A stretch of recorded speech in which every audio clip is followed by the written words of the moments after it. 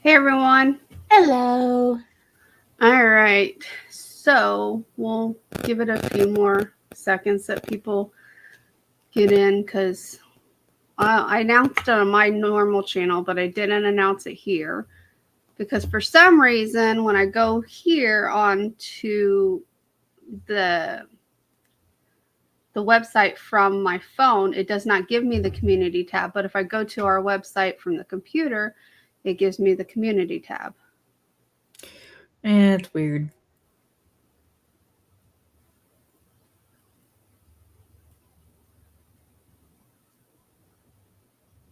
Anyway, let's get started. You're probably wondering, why is there a shark on your thumbnail? Don't you have an irrational fear of sharks? Yes, yes, She does. yes, I do. Um, and I'm not afraid of megalodons, which is what we're going to be talking about for the most part. Because last night, when I went to bed at 2 o'clock in the morning, because I was tired, you'd think I would just fall right to sleep. Nope, no. Instead, I sat there and said, how do they know megalodons don't exist anymore? Because here's the thing. Yeah, I already looked it up. The thermocline is not a real thing that like they use in the movie talking about a thermocline that they megalodons can't pass it or whatever. But suppose there is something because well, this article says that the scientists believe they went extinct because of the change of the temperature of the water. But if they're a prehistoric shark, that means they existed amongst the dinosaurs. So, how do we know that during the Big Bang, they didn't go down deeper to save themselves? And since then, the waters above are now too hot. So, how do we know that that's not the case? That the water got hotter instead of colder? Does that make sense? No. You're not hearing what I'm saying?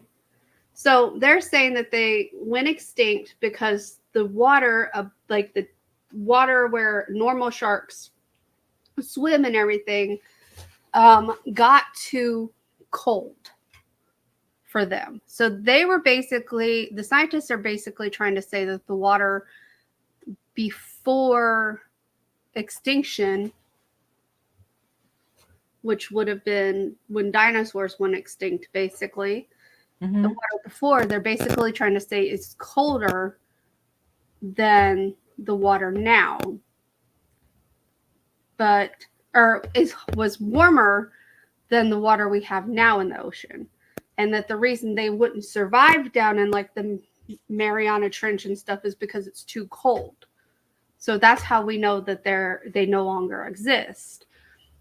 But what if what I'm saying is what if the waters before the Big Bang or whatever you want to believe when dinosaurs went extinct, what if that you know the waters were already really cold and then they could feel the rumble or something, so they dove down deeper to like because supposedly the Big Bang as a meteor hit and wiped out all of I understand that. right. So what if when that happened it warmed the top waters up, and so they stay down in the trenches because it's cold and appears too warm for them.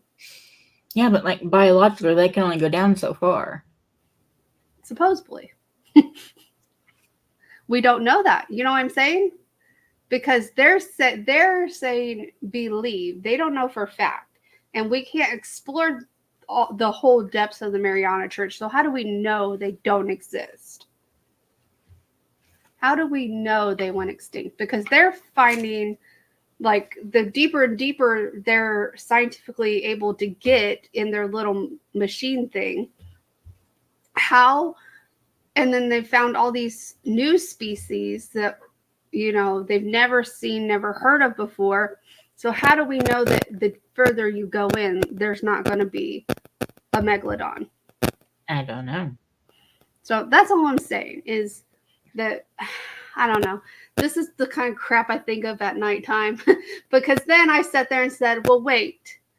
In the movie, they made it so that people can go down in the little machines into the trench. But then why?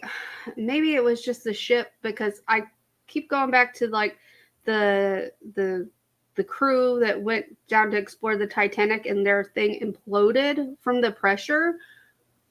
But haven't people actually went down to the Titanic already, or just machines? Their thing went down too fast.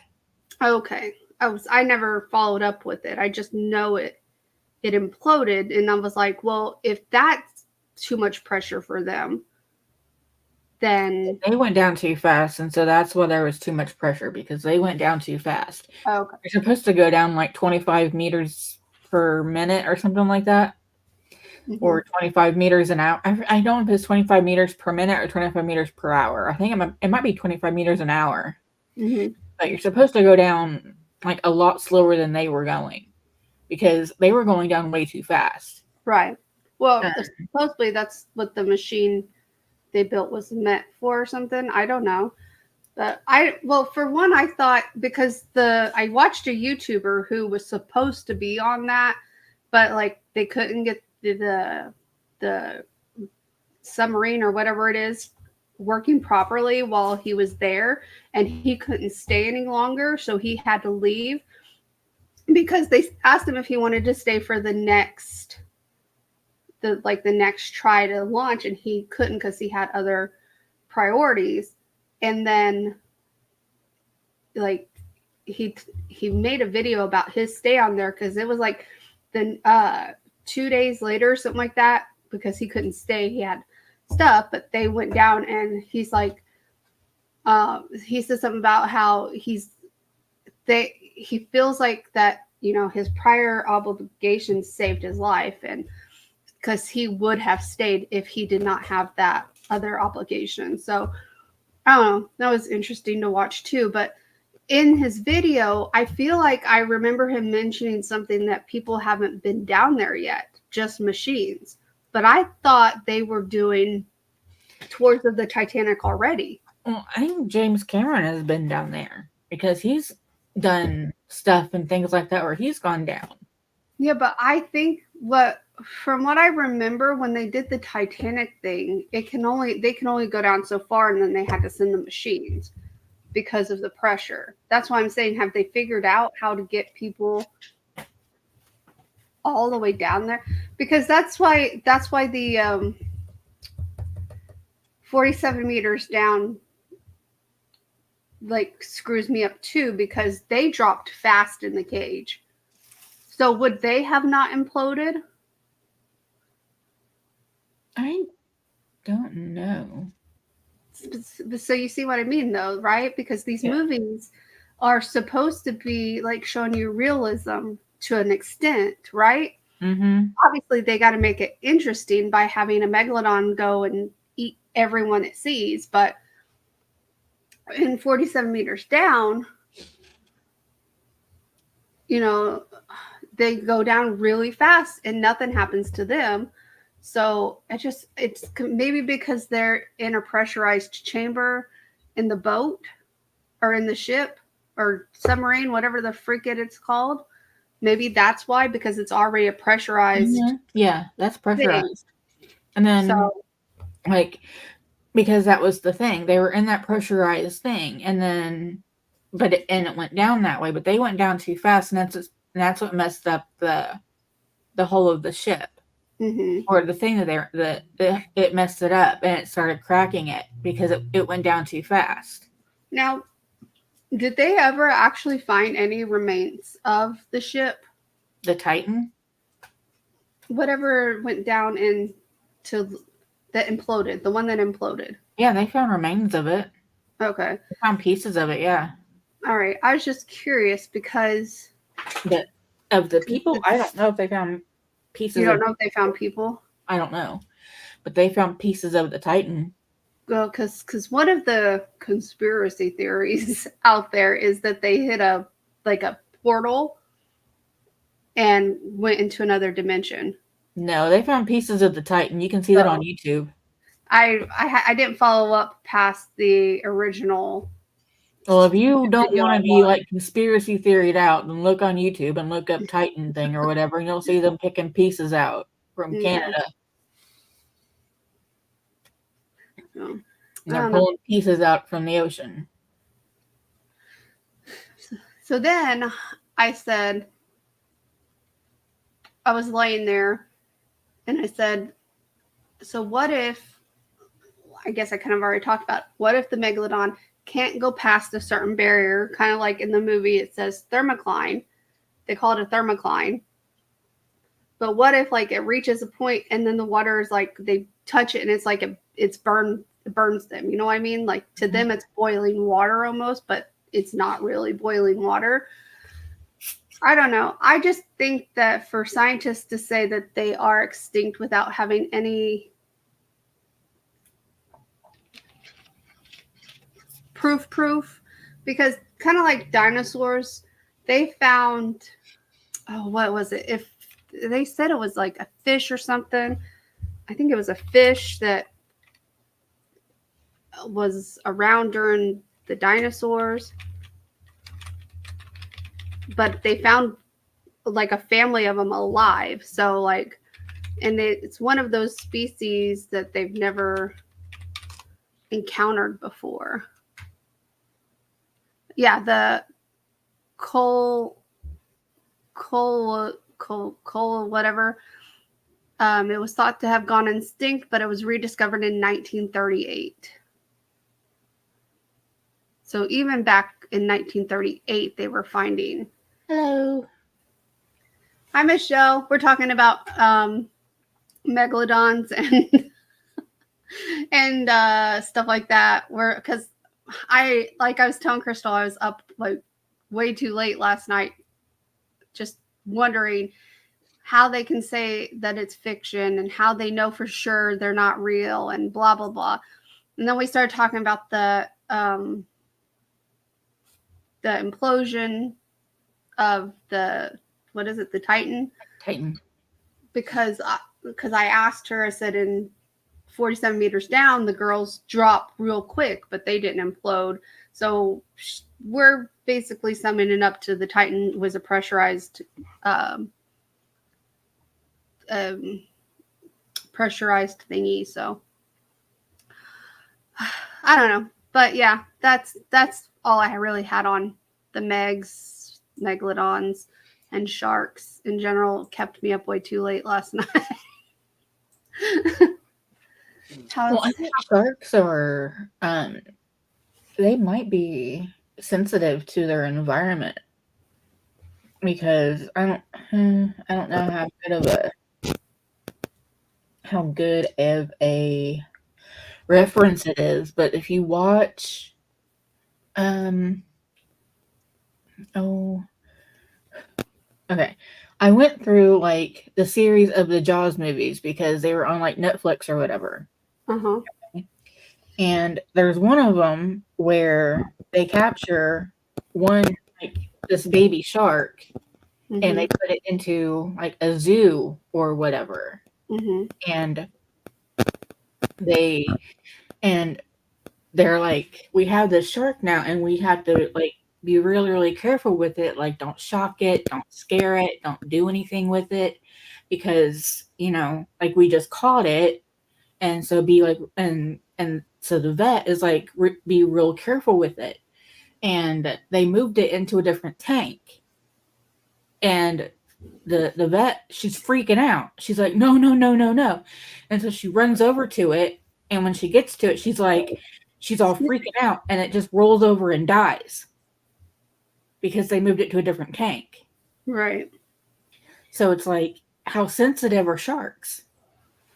I mean, honestly, I think that's a good valid thing, because think about the sharks that they find near Antarctica, they don't find further up, like into like the mid-Atlantic and mid-Pacific and stuff, because the waters are warmer up this way than it is down near Antarctica, or even like the North Pole or whatever they call that nowadays. So it could be because they usually tend to stay within their normal environment range. They don't tend to, yeah, they travel miles and miles, but they don't tend to leave the general part of the ocean that they are raised in, if that makes sense. Yeah. So yeah, that's probably very accurate. That's the only thing that comes to mind to me. It's like, I know it's a movie, but it's like, how accurate of a depiction is it, you know? Well, and see, here's my thing. I feel like I think about this. Every movie comes from something. Like, who's to say unicorns don't really exist? Someone a long time ago would have had to actually see a unicorn to have come up with it, right? That's my personal opinion. Same thing with like, it was like a horse with a tumor on its head. I mean, possible. And they're like, hey, we're going to call this a unicorn or something like that because it's got one horn. But, you know, still, they saw something that made them create this creature. Exactly. Same with like ogres and, what else? Dragons, which apparently dragons are supposedly dinosaurs that fly. So I don't probably is where they got that from. But then again, who came up with it? That's why I don't think. Well, there were flying dinosaurs. Yes, there were. But that's why I don't think that when the Big Bang or whatever happened and everything went extinct, I don't think everything necessarily went extinct because that's you. That's me. I believe that there were people living on the earth with the dinosaurs because how else do we know? You know what I mean? Well, with the Big Bang, it was like, okay, this giant asteroid or meteor or whatever, like, came down to Earth and crashed down. Mm-hmm. Okay, so the initial hit killed a lot of creatures. Mm-hmm. But then, you know, it created like this like nuclear winter or whatever, I think. And that's what killed everything else. So like it wasn't just like the initial hit that killed things. Right. It was the aftermath too. Oh, I was completely forgot about the sirens for a minute there, and I'm like, what emergency do you have? I'm like, oh my god, my mind is not all here today. But yeah. We have a lot of them here. I'm right off of a highway, like a highway on-ramp, off-ramp thing. And so and there's a fire station like literally across the street. Yeah. Yep. So I get a lot of sirens around here. I'm used to. I sleep through them. Even Pesh doesn't move. She's used to them. I'll probably move and never hear them again and be like, what? Why is it so quiet? I can't sleep. Soda was the worst thing to have before. Well, to drink during this because now I'm gonna have the burps. But anyway, yeah. So yeah, Big Bang or whatever everyone believes. But I still feel like, you know, someone had to live during that time to put like the things on the walls that we see today. You know what I mean? I think your phone might be near the microphone. Well, it was. Did you hear me though? It was static. Yes, I heard you. Okay. That someone had to have seen things in order for them to exist. Oh, Crystal and I used to live by a train too, and when we first moved in, it drove me nuts. But then we got used to the timing. we knew what time it was. It was on schedule every day, same time. So when we didn't hear it, we were like, "Oh crap! It must have broke down or something." Because or we wondered if someone got hit or something. Yeah. So, but every day, same time. So, and we just got used to it. So then we moved down the road, and we could still hear the train, but not as loud. Yeah. I kind of wish we never moved, but we couldn't afford electric in that one house. Yeah. Yeah. Especially when they're consistent like that. Because every day we were like, oh, I forget what time it was. Yeah, we'd be like, what time is it? And then the train would go by, like, oh, it's like 6 o'clock, isn't it? Yeah, something like that. I forget the exact. It probably was 6 o'clock because that's the first number that popped in my head too. Yeah, it was like 6, 9, 12. It was like every 3 hours or something. It was like on the dot. It would have been in the evening because you and I were both gone during the day. Well, until I started working at the shoe store, and then I was gone at night because that's when they scheduled me. But yeah, because Mike had me working mornings, and then I think I was like, asshole. Mm-hmm. And then you transferred, and they kept you working mornings. Mm-hmm. But then you started school back up, and mornings were a blessing because you had night classes. So. Mm-hmm.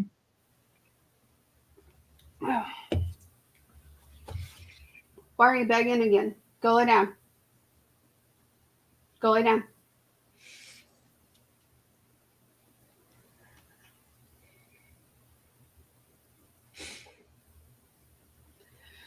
You're not getting no more treats today, dude. No more treats because you're not being a listener. I have to buy Pesh more treats. I thought I bought her more treats the other day, but I guess not. Yep, Coke Zero treat. I don't like normal Coke Zero or regular Coke at that. I like Diet Coke, but they stopped making Diet Cherry Coke and they started making Cherry Coke Zero. It's good. Not as good as Diet Cherry Coke though.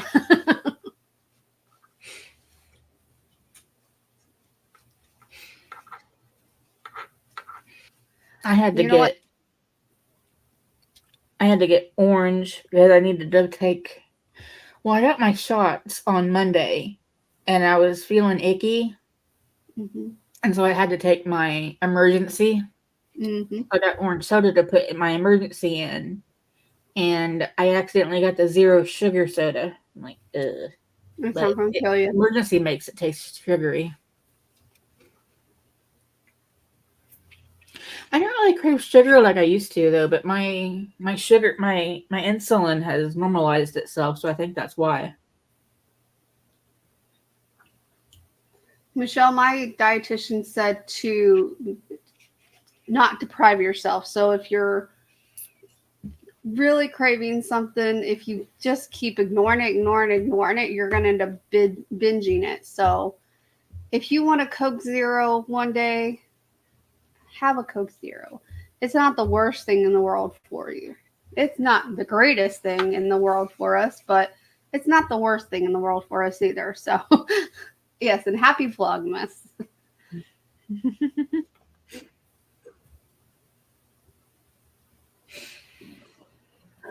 Mukbang for free face orange rose eyebrow. Huh? Are you talking about my scene? I don't think it shows the emojis. Yeah, I get that because I quit Mountain Dew a long time ago and it was hard. It was very hard. But I switched, instead of Mountain Dew, I switched to those sparkling ice water things because they were still carbonated. Oh, yeah. I'm almost done, but she's always eating.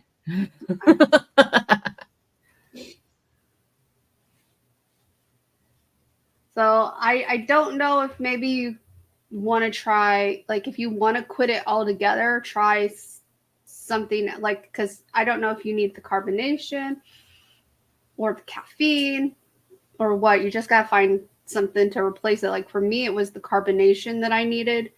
I feel like because switching to the ice waters really helped. Like I quit Mountain Dew pretty easy with those. But then again, I got addicted to those, but those were really easy to quit. So now I'm just addicted to coffee and Monster, which I had coffee today, but no Monster. So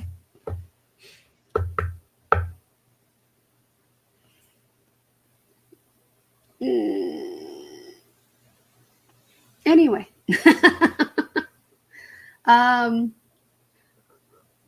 Crystal wants to talk about something.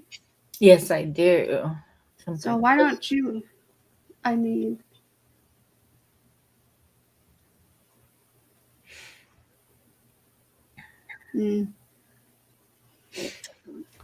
I can see that. I avoid the dentist because I feel like they're just too much money, and your dental insurance doesn't cover crap. So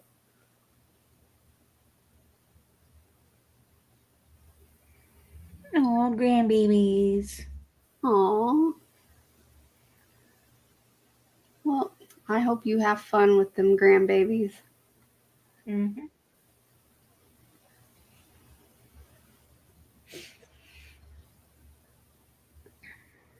All right, so start your conversation. Okay. So I had a conversation the other day, and I won't really say who I was talking to. I'll just say that I was talking to someone in my toxic family. Because I got a text saying, I miss you. I'm like, yeah, right. Okay. So I'm talking, and then, like, as we're talking, like, we're doing, like, video chat kind of stuff. Okay. And I can see she's got, her kid behind her. And it's late at night. I think it was like, it was like 9 or 10 here, so it's an hour behind. So I'm an hour behind. So it was like later there. So it was like 11 o'clock or something for them. So it's not like late, but so it looked like they were like getting ready for bed. Okay, she's got a kid, probably getting ready for bed. Anyway, but the kid's got a tablet. And so I'm thinking, it's like she's on the phone. So they're probably just like laying there while she's on the phone. And he's on the tablet for a little while. It's fine. Not a big deal. And as as I'm talking with her, she starts motioning towards him and everything. And she's telling me how like he's going to be 13 next year. And I'm like, okay. Because I knew he was getting older, Like, I don't keep that much tabs on. I'm like toxic family. But anyways, like I haven't kept that big of tabs or anything. But so anyway, so she's like, he's gonna be 13 next year. I'm like, okay, great. And then she starts joking around with him and everything, and she's all like, I'm gonna get a boyfriend. And I'm like, okay, that's great. And then he's all like, no, you're not. And I'm just kind of like, okay. and then so they start bantering, and this is her son. Okay, this is her and her son that's talking. And she's like, yeah, I am. I'm gonna get a boyfriend. And he's like, no, you're not. And she's like, yeah, I am. I'm gonna get a boyfriend, and you're gonna have to go sleep by yourself. And I'm like, and and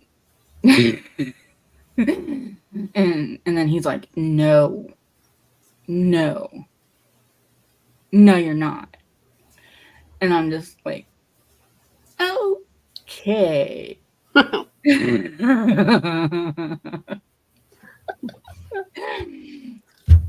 Wow. And it was just really effing creepy because her I've heard from another family member that she sleeps sans clothing. And I really, really hope that she's not doing that while she has her son in the bed.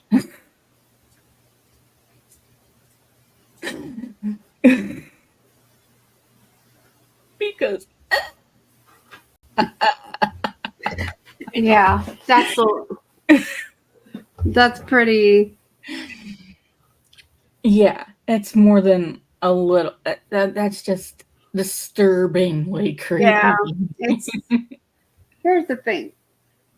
I'm all for kids if they have a nightmare coming in and jumping I in was telling bed. Melissa, like, I used to do that with my mom, like when I was little, but I was like 8 or 9 when I stopped, you know, Yeah. like I started sleeping by myself when I was 8 or 9. That is, I mean, and this kid is going to be 13 and Hmm. acting like he's never getting out of that bed. I mean, the only thing that went through my mind was like Ed Gein, John Wayne Gacy, Ted Bundy, Norman Bates.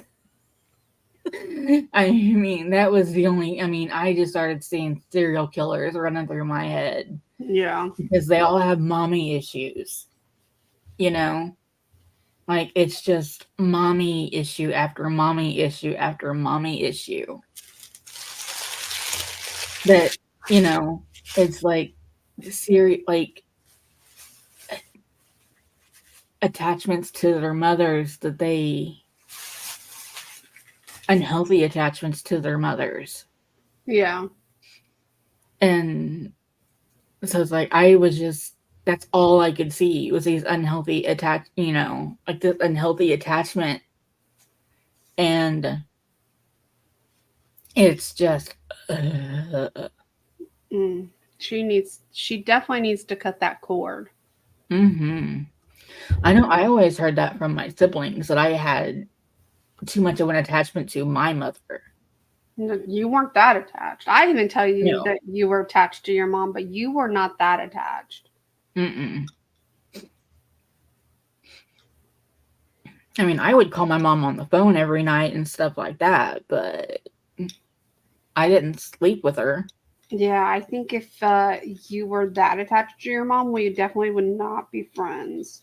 I mean, No. I always teased you to cut the cord, but I was joking. But I really would be like, "Girl, you gotta cut that cord if you want to have friends."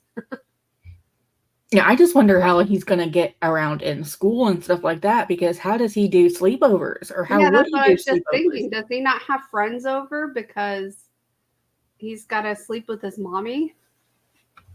It's like at some point she needs to be the actual parent and say, "Look, we can't do this anymore. You have to go to your bed." I just wonder, like, what happens when he goes to his nannies. Like, does he sleep with them, or I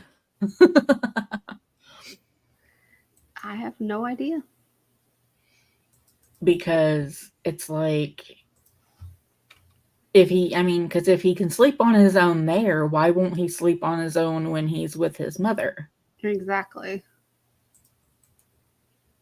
I mean, is it her enforcing they sleep together, or is it him? Because it seemed like it was him.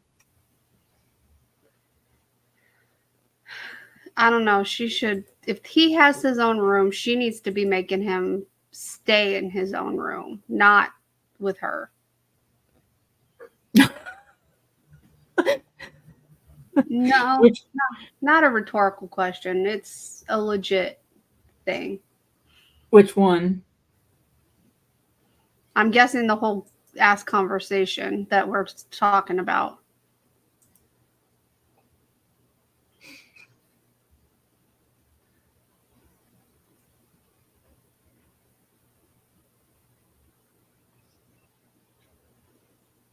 But so in in No one cares news. I was just watching stuff on YouTube the other day because I was bored out of my mind, and I seen that Trisha Paytas did a podcast, and in the title she mentioned Shane Dawson. So I'm like, oh, she's gonna say something about him, because for you guys that don't know, she's stopped being their friend. Well, everyone under the sun knows that when she stopped being his friend was after he had already gotten canceled. So I watched her podcast because I wanted to know what she had to say about it. And she claims that she stopped being his friend because when they went on a trip, it was her, Shane, Ryland, Jeffree Star, and of course Jeffree Star's entourage, because he doesn't go anywhere without them. They went to Vegas, and apparently, I think it was Jeffree Star's hairdresser or something like that said something mean to her or about her, and Shane didn't stick up for her during that time. And I'm sitting there thinking, if this was really the case and you didn't like stop talking to him until after he was canceled, then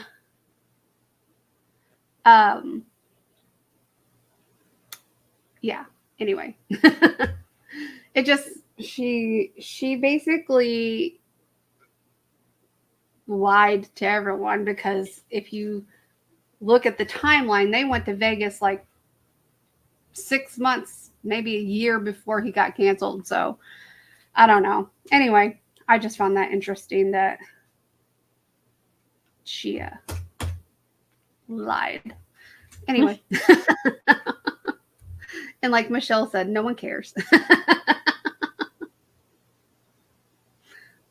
It all just sounds like trying to make news or trying to become relevant again or something.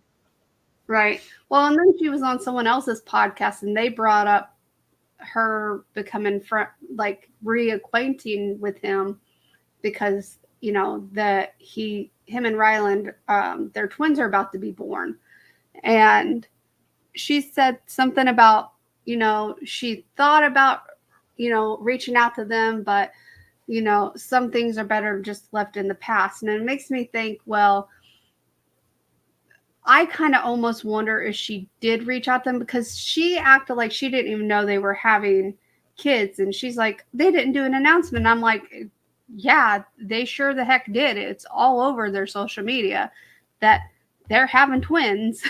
Has been for going on like, what, 9 months, 8 months, 8 months.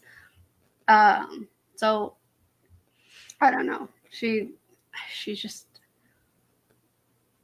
acts like she's like not in the know of anything, but you know, for her being like a big Hollywood in everyone's business person, she knows. So don't sit here and try to lie to everyone, but you know, whatever. So anyway. But they never said anything. And then, first of all, they wouldn't have reached out to her personally anyway, because she dropped them when Shane got canceled. So, just like, and then she has every reason to have dropped Colleen Ballinger, but she did the same exact thing to Colleen. As soon as Colleen was getting canceled, she cut her off. No more friendship. And then she claims to this day, well, we were never really friends. You are starting a podcast with this B, and you're trying to tell me you weren't really friends? Bull crap. Bull crap. You had mommy and baby dates with this person, and you're telling me you weren't friends? Nah. So she's just the type of person that... Isn't it a good thing that she dropped Colleen, though? Yeah, well, yeah, for sure. But what I'm saying is Colleen and Shane aren't the only people she's ever dropped. As soon as someone starts to be canceled, she drops them. She has nothing to do with them. Like, her loyalty to them is like non-existent. So, and then she made the claim that people just happened to Colleen was kind of like a good thing. Yeah. then she made the claim on this other person's podcast that people only want to be friends with her because she can help them get the views on their channel. And I'm sitting there thinking, I know for a fact you're not saying that about everyone, because I'm pretty sure Shane helped her channel grow, because Shane was real big back in when YouTube first started. And then Trisha came along, and then her channel started growing long after that. So anyway, I never even really watched her crap, but I've watched Shane Dawson for a long time, so I didn't drop him when he got canceled.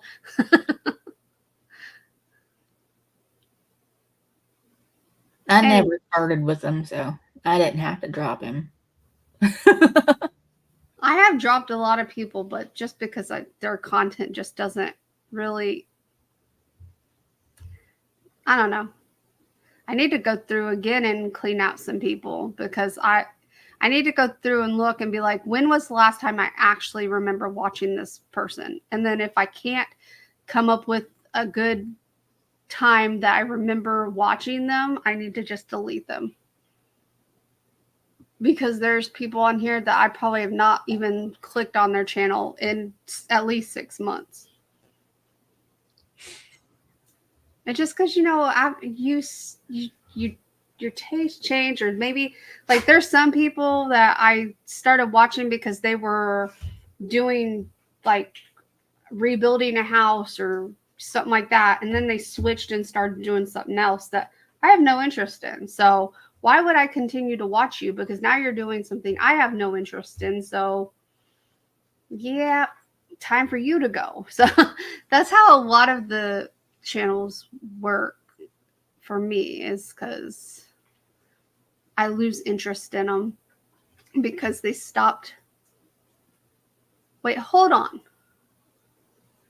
Pauly Shore proposes to Drew Barrymore on the Barrymore show.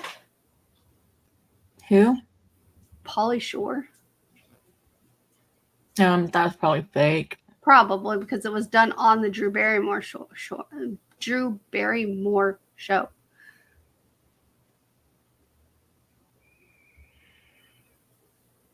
I think he's going to be here in Tulsa at some point. Look. I heard someone talking about it recently. Yeah, that I've dropped a lot of people for that reason too, because they like get all big and stuff like that, and then they decide that the people who got them there aren't that important anymore, and so, yeah, it all has to do with their attitude as well. Like for me, like this channel here is the one that I'll speak my mind, blah blah blah. I'm not saying I'll never speak my mind on my main channel, but for the most part, I try to stay as close to PG-13 even as possible, where here I'll get downright mean about things. So speaking of being mean, so I posted the short on my main channel I posted it on TikTok, but then I downloaded it off of TikTok to put on my main channel, basically saying something like, I'm the nicest person in the world until you give me a reason not to be. And somebody commented saying that, God, what did they say? Something along the lines of like, normally the people who have to tell everyone that they're the nicest person in the world turn out to be the most horrible people. So apparently I'm a horrible person. So, well, yeah. I mean, news to me. But now that I know. I could have told you that. All you do is ask. Oh, okay. I'll remember that next time you need something. I'll be like, oh, Hannah, I'm horrible. I guess I'll be here in May. Mm-hmm.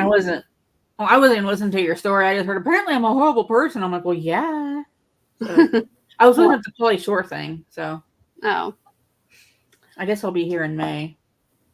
All right, so there's some stuff I saved in news, current events things. So one of them was that on December 7th, The Las Vegas campus shooting left 4 dead, including the suspect. So a lone shooter opened fire on the main campus of University of Nevada, Las Vegas on Wednesday, killing 3 people and wounding a 4th before the suspect was shot dead by police. I'm not going to read the whole article, but I want to bring this up because, like, I feel like must be nice to own everything you want, lady. I got a lot of cheeky comments here lately. One woman said, geez, that recipe was so messy. A mixer would be less messy. I wouldn't watch it. Wow. There's some people in this world that don't believe in using like electric mixers and stuff like that, because my grandma is one of them. She does everything by hand. She said her mama didn't use nothing electric. Her grandma didn't use nothing electric and blah, so she's really old fashioned. Some people are just that way. I mean, think about it. They did it back in the day with nothing electric. So of course we can do it without anything electric. Those people are just, they need to go. Do you still have my mama's? What? My mama's mixer. Do you still have it? The KitchenAid? Mm-hmm. Yeah. I sure do. So back to the shootings. Back to people getting shot. No, I was reading the article and I said to myself, I can remember the first major school shooting that I actually remember is Columbine. That's the one I think of. So it makes me think, what is the first major school shooting that people remember in their time? Because, some people that are our age don't remember Columbine, but they remember something like one of the college ones that happened before Columbine. Virginia Tech one, I think, too. Yeah. So for me, like, I don't know. I think it is like all shootings are like devastating, but for me, like the ones that like I remember the most are like the high school, elementary, middle school ones. I don't ever remember the college campuses. And so I was reading this article and I'm like, why don't, I know there's more college campuses that have. Yeah, there's that one from like the 60s or whatever where that dude went up into that tower and started shooting people. Texas A&M or something like that? I don't remember. It was in Texas, yeah, but I don't remember what college it was. I'm going to Google it. But he was like sniper, dude. He was like sniping them out of that tower.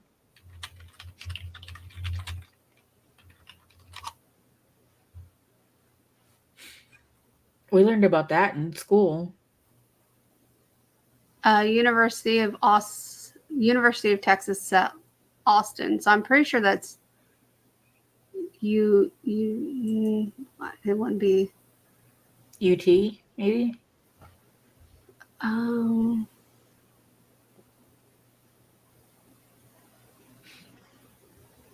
looking to see if it tells the school's initials. And go figure, it was someone from Florida that was the shooter. And like all these news stories is like, Florida man did this, Florida man did that.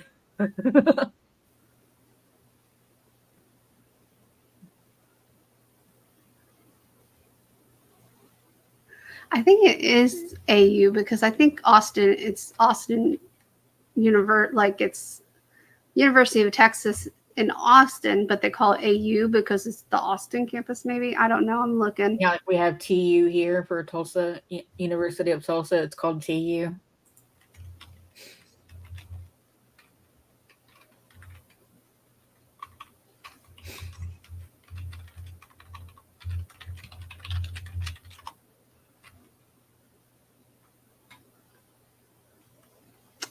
It's not that.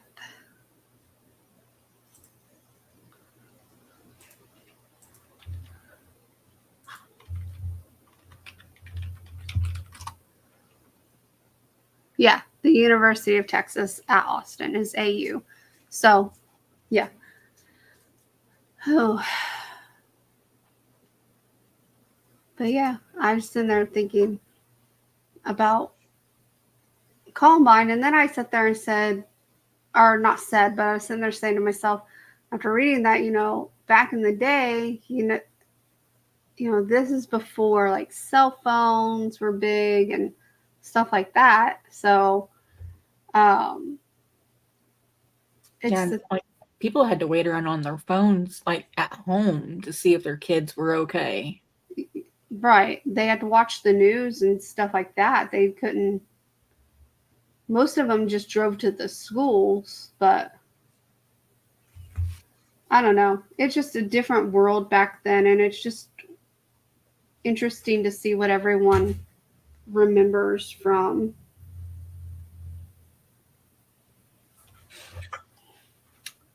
the day.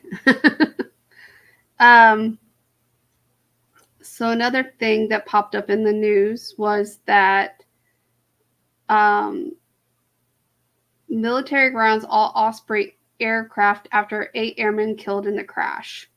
So on November 29th, off the coast of Japan, 8 Air Force Special Operations Command service members were killed after a material failure rather than human error caused one of the Ospreys to crash. So, shockingly, the government decided to ground all of them until they figure out what happened. And I say that shockingly because there are many reports you can find if you really dig deep enough that where something like this would have happened and they continued going about things with that type of item. So, like those doors on the Boeing aircraft, and they kept on flying them and everything, and more of them crashed until eventually they were like, "Oh wait, we should probably fix that." Yeah, and hundreds of people were dying. But that's military aircraft, though. Yeah. So, and as you see, like both of the news stories I found this week are, well, I found another one that I want to talk about, but it's a little more controversial, but have been about death. And that's exactly why I don't really watch the news. And so I'm saying, because then I was like, well, maybe I should look up pop culture crap because everyone likes that. But I honestly could care less about what someone's doing. Apparently, Paris Hilton's cloning her dog. I did find that out. We're very macabre people over here. That's what I'm saying. It's like when it's a military plane, they're like, ground the fleet. Yeah, exactly. But when it's a commercial plane, it's like, well, we need a couple more to fall down from that before we're going to do anything. Yeah. It's just civilians. Let a couple more disappear out of the sky before we really look into this. Well, I think what happened is like they figured out it was the door and they sent the message in there to fix them. But an order from the FCC isn't like an official order to do anything. It's like it's it's something that they have to. It's an order, but they don't actually have to do it. They can,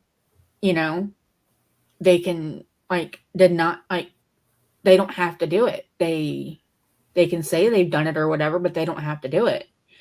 And then I don't remember how it goes, but they don't actually have to follow through with it. It's like a gentleman's handshake or something like that. Like they don't actually have to do it. And so it happens again. And then these, like the people that, like the NTSB, they get these reports and are like, why is there another plane falling down from this? We told them to fix it. And then they can issue like a different order and then they actually have to do something.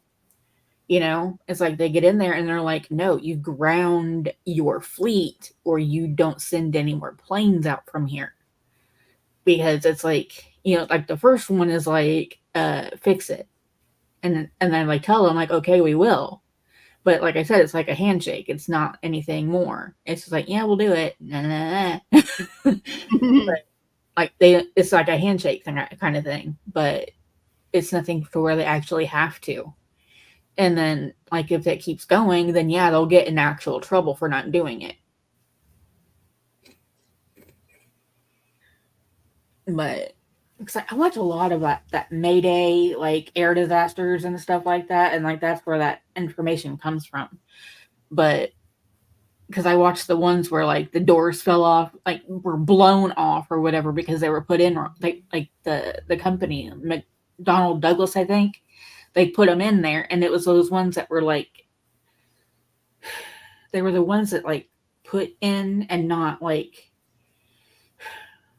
you know how they didn't seal or something like that, and so they blew out with the suction, like with the cabin pressure, they blew the door out because they didn't lock properly.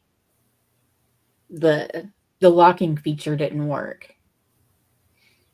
Like the lock that they designed was written in English, and these people that were doing the lock didn't speak English. So they didn't know how to do the lock. And so the doors were blown off. And I think it happened like 2 or 3. I know it happened at least 2 times. It might have happened a third before they actually did something.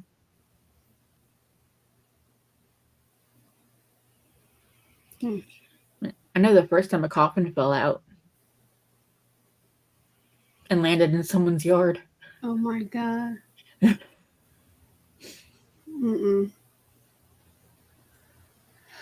Wow.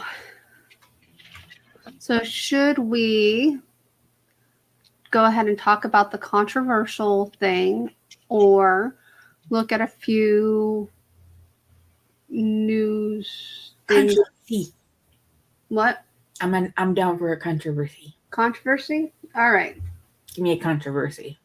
So, I'll just read the article for this one because it says judge says Texas woman may abort fetus with lethal abnormality. Kate Cox, 31, at 20 weeks pregnant, has learned her fetus has a lethal abnormality that is almost always fatal at birth. Mm-hmm. For the first time in at least 50 years, a judge has intervened to allow an adult woman to terminate her pregnancy. When Travis County District Judge Maya Guerrera-Gamble handed down the temporary restraining order Thursday, Kate Cox, 31, of Dallas, burst into tears. Cox and her husband desperately wanted to have this baby, but her doctor said continuing the non-viable pregnancy posed a risk to her health and future fertility, according to a historic lawsuit filed Tuesday. The idea that Miss Cox wants desperately to be a parent and this law might actually cause her to lose that ability is shocking and would be a genuine miscarriage of justice, Gamble said. Texas Attorney General Ken Paxton responded Thursday afternoon in a letter addressed to 3 hospitals, Houston Methodist, the Women's Hospital of Texas in Houston, and Texans Children's Hospital in Houston, saying the temporary order would not insulate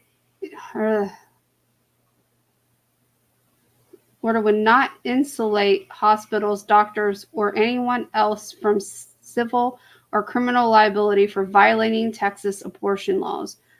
The Texas Office of the Attorney General, which challenged Cox's claims at Thursday's hearing, may try to ask a higher court to intervene, but had not as of Thursday afternoon. At 20 weeks pregnant, Cox learned that her fetus had full trisomy 18, a chromosomal abnormality that is almost always fatal before birth or soon after.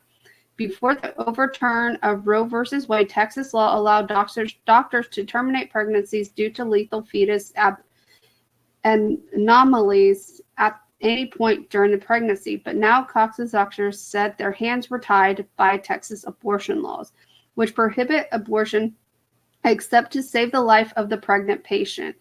A week after she first received the diagnosis, Cox and her husband, represented by the Center for Reproductive Rights, filed a lawsuit against a judge to grant a temporary restraining order allowing them to terminate this pregnancy. It is not a matter of if I will have to say goodbye to my baby, but when. I'm trying to do what is best for my baby and myself, but the state of Texas is making us both suffer.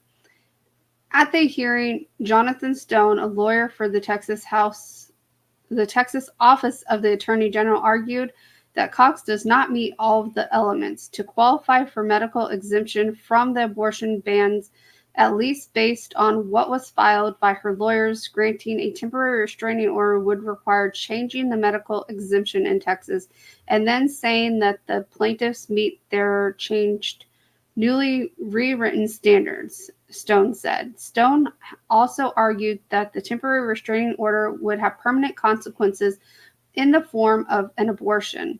The harm to Mrs. Cox's life, health and fertility are very much also permanent and cannot be undone, countered Molly Duane, a senior counsel for the Center of Reproduction Rights. Duane said Cox's condition was rapidly deteriorating every day, and since the lawsuit was filed on Tuesday, she had already made a trip to the emergency room due to medical complications from her pregnancy.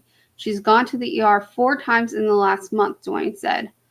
In a filing late last night, the state tried to argue that Cox was actually currently residing in sunny St. Lucia County, Florida, where ironically and particularly relevant to this cause of action, she would qualify for an abortion under the state's medical exemptions. Duane told the judge Cox had not left Dallas in months. She had just used an online notary service based in Florida to sign the legal filings. After a 45-minute Zoom hearing Thursday, Gamble ruled that Cox should be allowed to terminate the pregnancy and that Dr. Dalma Carson, a Houston OBGYN, should be protected from the civil and criminal penalties if she performs the procedure.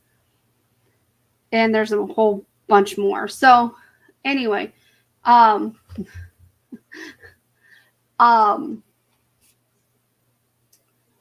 was I saying?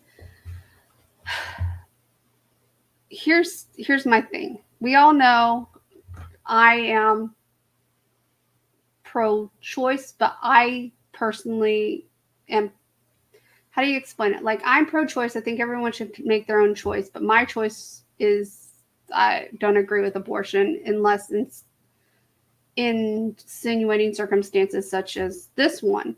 Mm-hmm.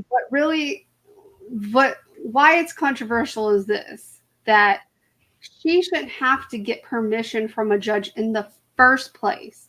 No. They should never have overturned Roe versus Wade in the first place. They should have never took our rights away in the first place. So,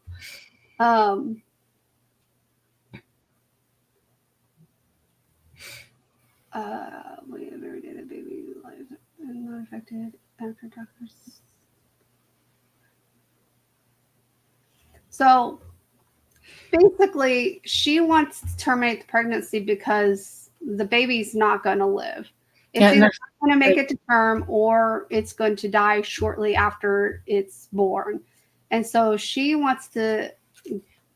And there's actually no, like, I looked that disease up while you were reading it, and there's no chance at all for the baby to have any kind of fulfilling life at all. Yeah. Like, even if the baby does actually survive, there's no life for the baby. It's going to need constant care, like around the clock care. It won't know anything, it'll have like no quality of life. It'll be like it. I mean, I'm not saying that it won't like understand things or things like that, but it'll have no quality of life. It'll always need around the clock care. Right. Regardless, It will never be able to take care of itself. It'll never be able to like it'll have no quality of life.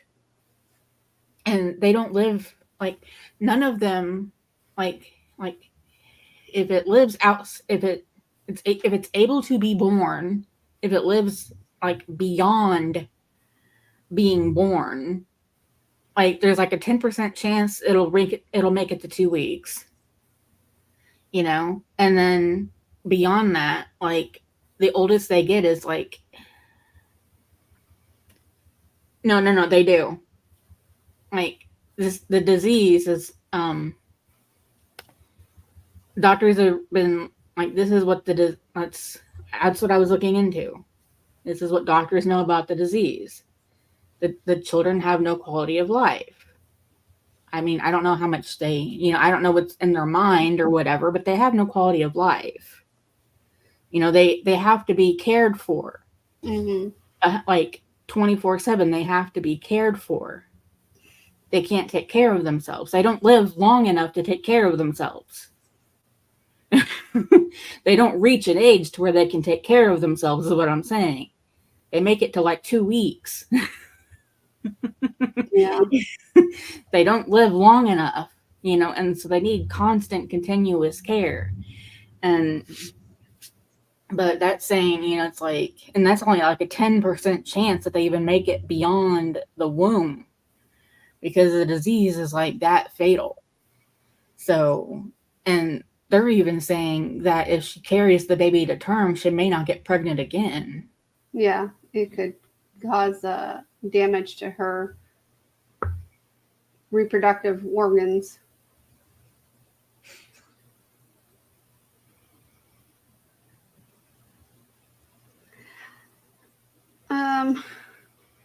I don't necessarily think she's playing God. I think she's making I hate to say it this way, she's making the choice she feels is more humane for the child, because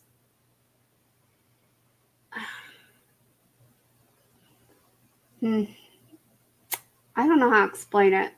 I think, like, I really am against abortion, because I want to have kids, but at the same time, if it's something that is life threatening or potentially damaging to the mom, which in this case they're saying that it would most likely mess up her reproductive organs, and then that will take away her chance to be a mom. I mean, technically she'll be a mom if the child lives to be born, or I don't know how to explain it, because now I feel like I'm saying parent there, you're not a mom unless your child is born, but that's not the case either. She's already a mom. Yeah, she's already a But mom. she wants to raise a child to, and this child wouldn't ever make it to. Yeah, like this child can't be raised. This isn't a child to be raised. So I get where you're coming from, because yes, it does seem like maybe she's trying to play God, but at the same time, she's went through all of the options. She's been given every scenario possible, and she made the choice for her. My issue with what she's having to go through is she shouldn't have even had to go file a lawsuit to be able to even have this done. No. I mean, that's what's making it even more difficult, is the fact that she has to file a lawsuit. She should be able to do what she wants to do. Right. And again, for all of this stuff. And that's where it comes in, because like I said, I am pro-choice. I feel like everyone has their right to choose, because in the end of the day, when they pass on and they go stand to be judged, they have to live with the things they did. We don't have to. You look at it like, God never gives you more than what you can handle. Right. And she was given this diagnosis by a doctor, and her instinct was, I want to terminate the pregnancy. And so, when she was handed that diagnosis, God handed that to her, and so she was like, I want to terminate. So God handed her what, that, and so that's what she could handle. And so that's what she wanted to do. But with our society and our rules, she has to go to a judge and be like, I can't do this. I want to terminate my pregnancy. No, God handed it to her. God is the one who, but it's Here's the thing. It's the baby. The baby is how the baby is. I see what Michelle's saying, but I worked in a facility. Read what the baby looks like. I worked in a facility for mentally handicapped people, mentally handicapped / disabled people that realistically every doctor in the world would have said should not have been born. And for honestly 90% of the people I worked with, I would probably agree, because they have no life. They don't communicate. They can't talk to you. They literally just laid in bed all day because they don't move. They don't eat normally. They're on a feeding tube. And so it's like, but they were most likely born in a time before tests were available. Right. And so their mothers weren't able to know beforehand. They didn't know until they were born that they were like that. One of the people I took care of were these twins, and they both have the same issues. They both non-communicative, mobile. They both had feeding tubes, and their mom dropped them off at a hospital and left them and never came back for them when they were 2 weeks old, because from what we were told, like in their file, what we were told, she told them if she would have known, she wouldn't have done it. So yes, I can see what you're saying, Michelle, but at the same time, it comes down to it should still be the parent's choice. And yes, I see what you're saying too, but at the same time, I can see where Michelle is telling you, no, the doctor gave it to her, because the doctor did give her the information. The doctor gave her the diagnosis, but yeah, that's what Michelle was saying. The doctor gave her that diagnosis. The doctor told her what's going to happen. Now,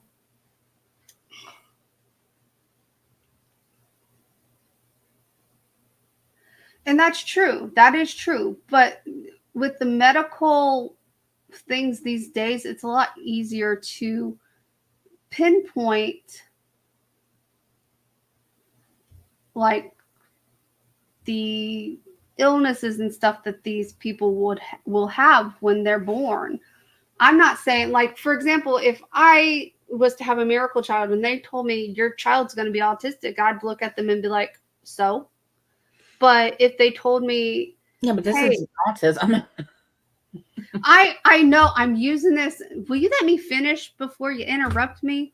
Well, I'm just like, there's a difference between. I know, because I'm about to get there and you didn't let me finish.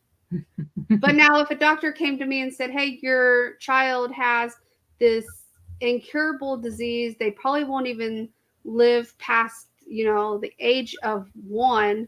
What do you want to do? And first of all, my first question would be, if I carried this child to term, would I be in danger? If the answer was no, I would tell them I'm carrying the child to term. If I get a year with them, I get a year with them. It just comes down to the parent's choice at this point, because we can pinpoint so many things nowadays that's why I said this is going to be controversial, because it just comes down to, it should be the parent's choice regardless. Let's say, you had. Yeah, but look at how long you've been trying to have a kid, though. I can see why you would take a year with a kid, no matter what quality of life the child would have. It doesn't matter. Everyone's got their own Well, see, that's my thing. Like you've been Like, wanting a kid since you were I like know, 5 but years even old. at 20 years old, I would have said the same thing. That's what I'm saying. You've wanted a kid since you were 5. So the quality of life of your kid wouldn't matter. You want a Yeah. kid. Yes, As long but as you would be so does okay. she. So does this lady in the article. So does she. But That's what I'm she's saying. She is trying to preserve her ability to have kids in the future. exactly. But that's what I'm trying to get. That's where my point is coming. Well, you just said that if you were to suddenly be able to have a miracle child, that It's if you oh my god. no, stop. Listen. You just said if you were to suddenly be able to have a miracle child, that if you could suddenly have a miracle child, it didn't matter its quality of life because you would just take a year. Right. So you would take any child whatsoever right now. Right. And it comes down to my choice. That's what I'm getting at. It's her choice. I know. That's what I'm saying. So you would take any child at all right now. Any child. It didn't matter. As long as you would be okay in the end, you Right. didn't And care. she wouldn't. That's what I was coming around to. Yeah, Is that that's what every parent has their own thing. Like she obviously would not take the 2 weeks to whatever. Me, if the doctor told me I had 24 hours, I would take it. So well, that's what I'm coming down to is my point is she's preserving her ability to have children. I understand that. That's why I'm coming around to saying it all comes down to it should be the woman's choice, not a judge's. That's what this whole article was about. The fact that she had to file a lawsuit to even do what she wanted to do. Well, I'm just saying, I understand her reasoning and the fact that she's just trying to preserve her ability to have children. And that's what it seems like she wants to do. Because she's worried that if she carries to term, she may not get pregnant again. And I can fully see her point, but and again, it's everyone's personal choice. Me personally, I think even if they told me, "Hey, you'd probably never have another kid again," I don't think I could honestly terminate the pregnancy. Now, if they told me that I would die, that we would both die, then that would be the only way you'd get me to terminate any type of pregnancy. Because at that point you're losing 2 lives instead of 1. So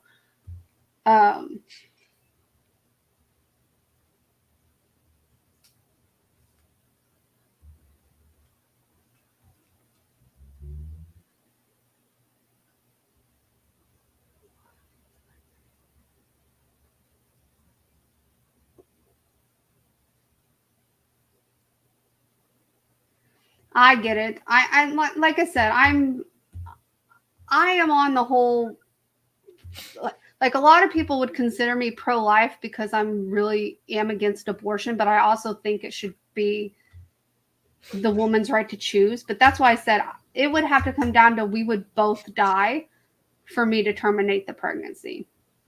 I could live through anything else, but if it comes down to my husband's losing both of us, like if they said, look, you might die, but the baby will live, then you know what? I've lived my life. Let the baby live. But if it came down to, no, you're both going to die, then I would terminate the pregnancy for sure. But that's just, again, my own personal choice. And it comes down to everyone has what they can mentally handle themselves.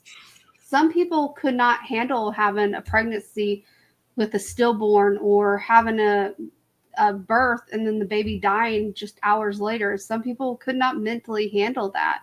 And so that's why it comes down to it should be the choice of the woman because the woman knows what they can and cannot handle. So I don't know. That's why I said this was controversial. well, you're the one getting upset when I'm giving you my point. You're like, I got it again. It's because you weren't really letting me finish. You interrupted me before I got around to my whole point. I'm just telling you, like I understand what you're saying, but it's like I get where you're coming from and everything. I understand, but at the same time, like I know you. You know, it's like I know you. Yeah.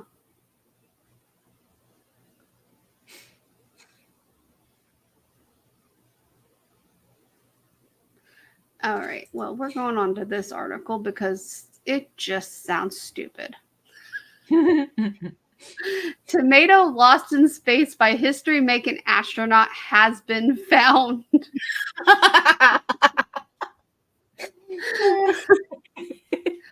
Perhaps nowhere in the universe is a fresh, ripe tomato more valuable than the International Space Station, where astronauts live for months at a time, subsisting mainly on prepackaged, shelf-stable goods. That's why astronaut Frank Rubio became the central figure in a lighthearted whodunit that has taken months to solve. After Rubio harvested one of the first tomatoes ever grown in space earlier this year, according to the astronaut, he admitted he misplaced it.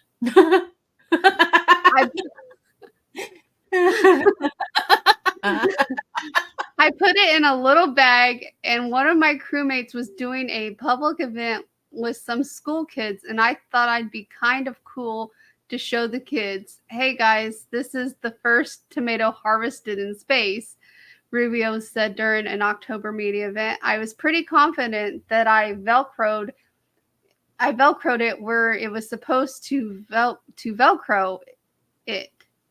Okay. And then I came back and it was gone. In the microgravity environment of space, anything not anchored to a wall is at risk of floating away, destined to spend eternity hidden behind a nook or cranny within the field-sized orbiting laboratory and its labyrinth passageways. Rubio said he probably spent 8 to 20 hours in his own free time just searching for that tomato. Unfortunately, because that's just human nature, a lot of people are like, he probably ate the tomato, Rubio said. And I wanted to find it mostly so I could prove that I did not eat that tomato. But he never found it. Rubio returned to Earth on September 27th with the precious produce still lost aboard the space station. It remained lost until now. During a Wednesday news conference, members of the 7-person crew remaining on the space station revealed they had finally located the tomato. Rubio had been blamed for quite a while for eating the tomato, NASA astronaut Jasmine Mogbelli said, but we can exonerate him. The astronaut did not reveal where the tomato was or specifically what state the produce was in when found. Rubio surmised in October that it had probably already shriveled into an unrecognizable rot. The humidity up there is 17%, so it probably DESICCATED. DESICCATED.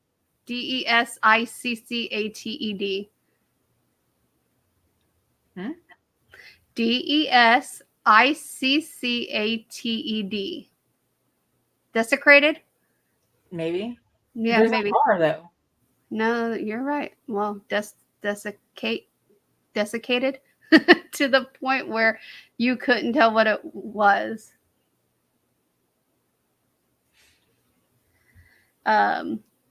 Desiccated? I don't know. Case closed. Rubio's return to Earth in September was a historical moment. His stay on the space station, which lasted more than a year, set a record for the longest a U.S. astronaut has ever spent in the microgravity. Rubio originally expected to spend only 6 months abroad the space station. Instead, he logged 371 days following the discovery of a coolant leak coming from his original ride, a Russian Soyuz something spacecraft. A Russian Soyuz. While it was docked to the orbiting outpost. In his October interview, Rubio acknowledged how arduous moments of the journey were. It kind of allowed myself a day to feel sad and sorry for myself. And then I try to really make a conscious decision to say, okay, let's have a good attitude and let's Just tried to do the best job possible, Rubio said of learning his stay would be extended by another 6 months. Anyway, so the tomato was found, guys. Yay! We need that little soundbite, this little kid's clapping and cheering like, yay!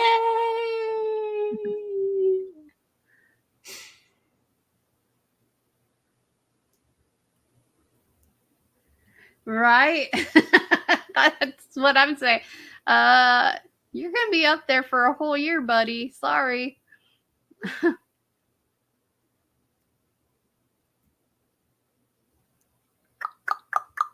No one cares. Apparently, Ryan and Trista Sutter have been married 20 years since she was the first bachelorette. No one cares, I know. No. Derek Huff's wife undergoes emergency cranial surgery. No one cares. I know. I'm just reading some of these headlines. Man wins 10 million lottery jackpot for the second time. No one cares. Could you imagine? Like, I'd just be happy to win $1 million, right? And this dude's won $20 million in his life. And why did they even play the second time? Greedy fucker. Right, for reals. You've won $10 million. Let someone else have a chance, greedy little asshole. A 6-year-old girl is one of the youngest new members of High IQ Society. Okay. This is the one that made me want to read more articles, so we're about to read it. Because Crystal will know once I read the title why I picked this one. Oh, God. Right? I'm with Michelle. Let's find him and treat him like Buddha. We're just going to go up and start rubbing that belly. Your belly. All right. So here's the next article. Krispy Kreme arrives in France. Parisians can't get enough. We're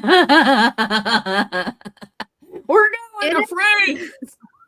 In a city brimming with bakeries and artisan pastry shops, a red, white, and green alien has landed. It goes by the name of Krispy Kreme. Even before the American donut chain opened the doors of its first store in France in central Paris at 8 a.m. Wednesday, about 400 customers had lined up on the sidewalk outside.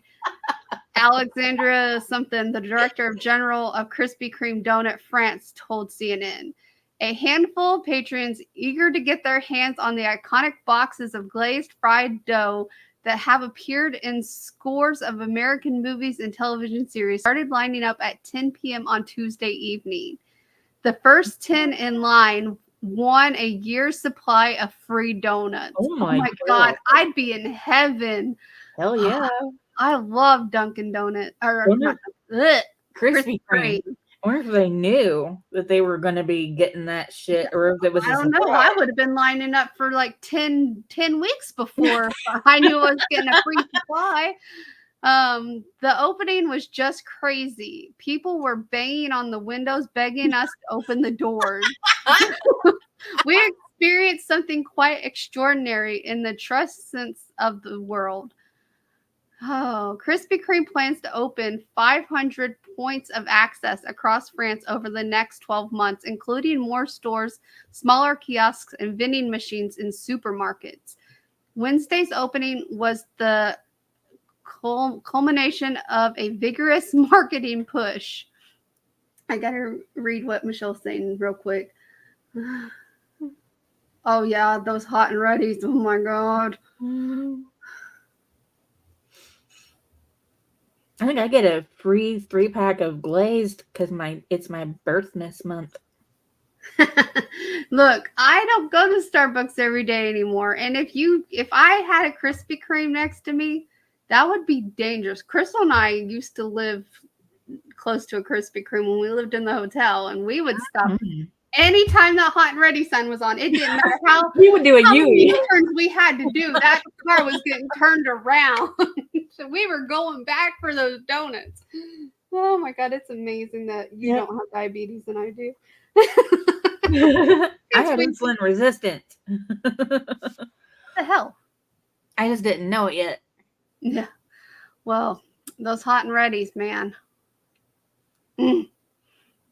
I love hot and ready donuts. Mm-hmm. Shut up. Stupid ad. Wednesday's opening was the culmination of a vigorous marketing push. The team handed out 100,000 free donuts in the first 2 weeks before the store opened, he said, with Parisians waiting in lines up to a mile long across 10 pop-up locations dotted around the city.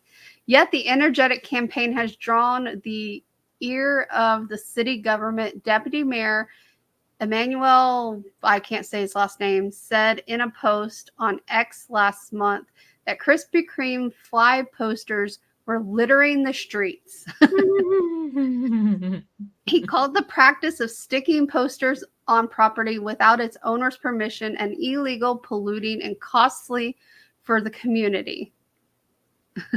Krispy Kreme has had a French connection since the very beginning in 1937. The firm's founder bought the recipe for its original donut from a French chef in New Orleans, Louisiana.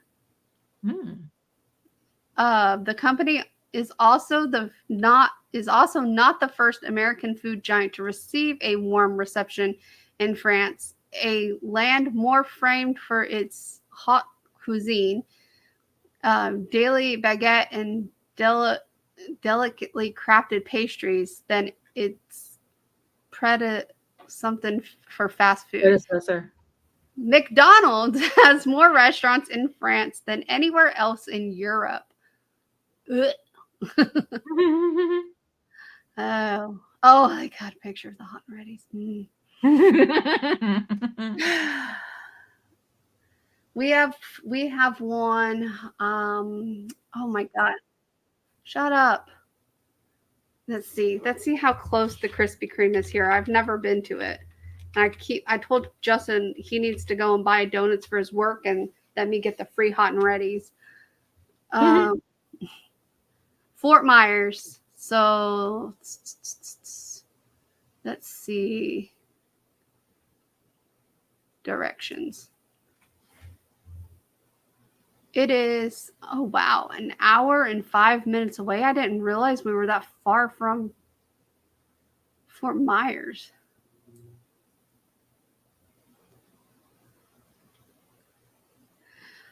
Oh, mine's like 20 minutes away. You know what? That could be a Vlogmas trip. I might have to go and just get some donuts because I don't need them. And you know the haters are going to hate if I go get donuts, but I'd do a Vlogmas trip of mine, but I don't have a way to do the car thing.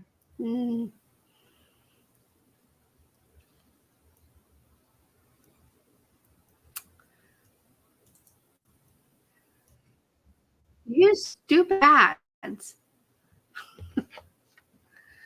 Well,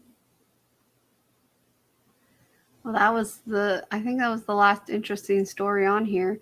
I mean, Hunter Biden faces 9 criminal charges in federal tax case. Man. But I don't really care. It doesn't surprise me. Don't really care. That's right, fudge the haters. Although the one girl that was like really mean to me in the beginning hasn't commented since I said something. Because some girl, like when I first stayed, like I don't know how to use Google Translate or something because she wrote it in Russian. And basically said I hated foreigners, and I'm like, and then told me I eat too much fast food, and I'm like, okay, whatever. But I don't know where she got that I hated foreigners at. So I've never in my life said I hated any foreigners, but I don't know. It's like an insult they throw at people. You hate foreigners. I don't know, kind of like that person that said that people that claim to be nice are the most hateful people.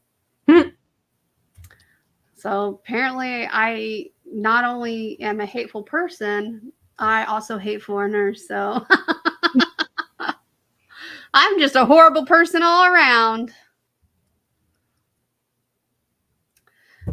Meanwhile, I'm sitting here trying to figure out what I'm going to make Justin's employees for next week because they're doing a Christmas party. And I said, oh, I'll make them some Christmas trees. And they look forward to that every year. And I slacked. I didn't make them any Halloween treats like I normally do. Yeah, so now they probably feel like, she don't care about us. Well, to be fair, around Halloween, I was not feeling very well at all. So, I mean, look how long it took me to get Christmas put-ups. Slacker. I wanted to make them Grinch cookies, but I can't find candy hearts anywhere. Even on, well, Amazon, but they're like $10 for like this really small thing. I ain't doing that. I never actually met, well, no, that's not true. I've met his assistant manager, and I met his assistant manager's wife, and then I met his old boss when Justin was just an assistant manager. So, and I met his significant other, but I've never actually met any of his employees. So I don't know if they're a fun crowd or not. She's not the best judge character either. Well, did you mean to say dickled?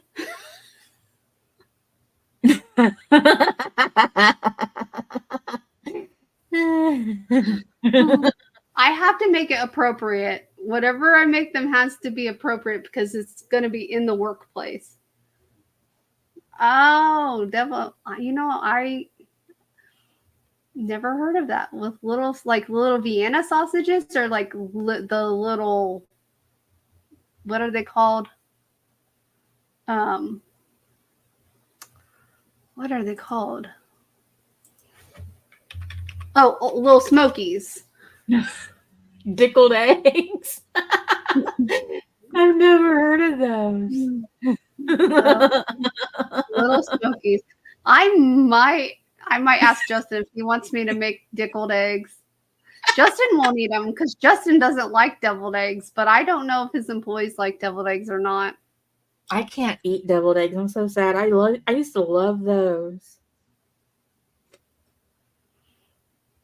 I haven't made them in a long time because Dad and I are the only ones that eat them. And, well, down here, I guess I could have made them in October, but we had so much food already. And Justin and I ate all that food for days. But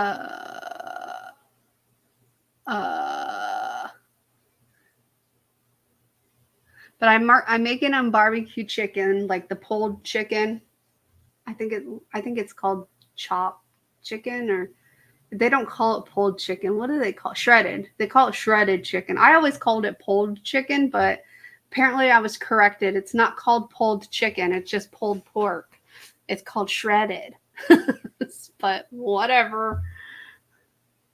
Yeah, right.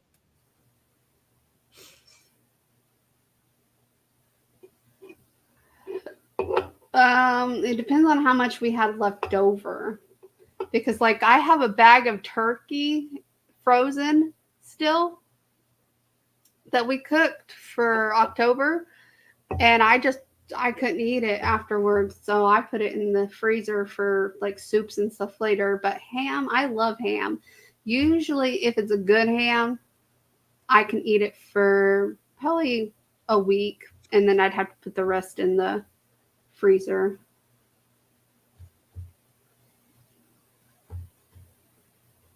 Yes, Justin, if I cook a holiday meal, we're eating leftovers until they're gone. I don't cook anything else. We just have leftovers.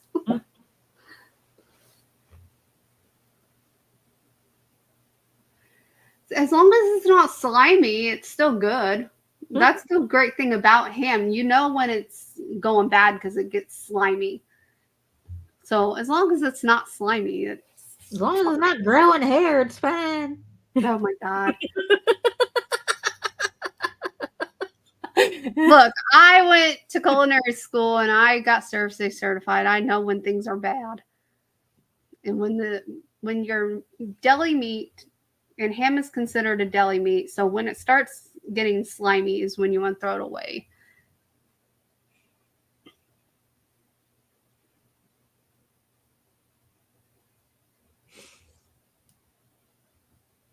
No. But you also have to remember the 6 month shelf date is unopened. So but yeah, as long as it wasn't slimy, it's fine.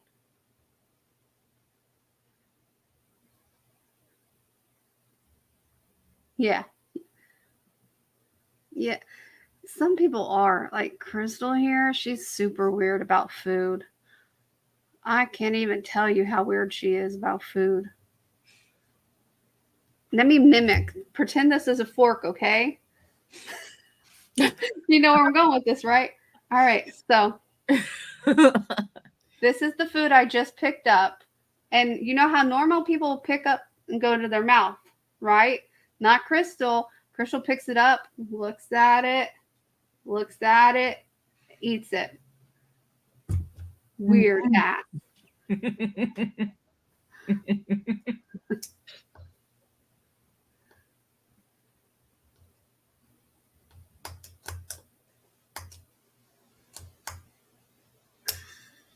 You know what? Walmart pissed me off. What they do now? I think it was in today's video. Maybe yesterday's video. But anyway, no, I bought the 97.3 hamburger ground beef. And it had so much like liquid in it. Normally I can buy that and not even have to drain it because there's no fat in it. So but this one had so much like melted fat. I swear they packaged it wrong. And then I ended up paying $14 for it, and it was in a spot marked like 10 something. So I thought it was on sale, but no, whatever. Beef has gotten so expensive.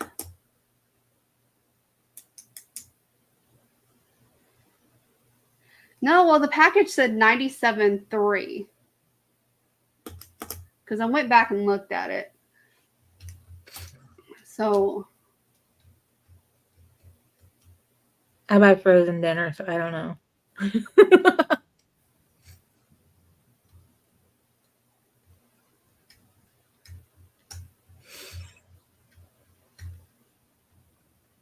I don't trust my stove.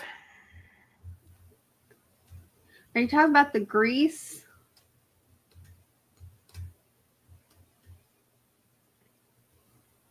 Oh, yeah. That was the worst. Like, it tasted fine. I tasted it, and it had good flavor. Because sometimes when, you buy the good meat and it starts doing that, it's not very, like, good. But it tasted fine. So I think they packaged the wrong meat in that thing. Gave you the fat meat? Mm-hmm. I think they gave me the 80/20. I think they packaged 80/20 in the 97.3 package because there's no way that was 97.3 with all that fat that cooked out. Normally, I don't drain. When I cook chili, normally I wouldn't drain the fat because it's flavor. So I usually just put it in with the chili, but that was a lot. So I did drain it. So I didn't rinse it though. That's progress. I used to like drain and rinse my meat off. And then like when I went to culinary school, they're like, don't ever do that. You're washing the flavor away. And I'm like, okay. So I stopped doing that. And they're damn sure right. You do wash the flavor away.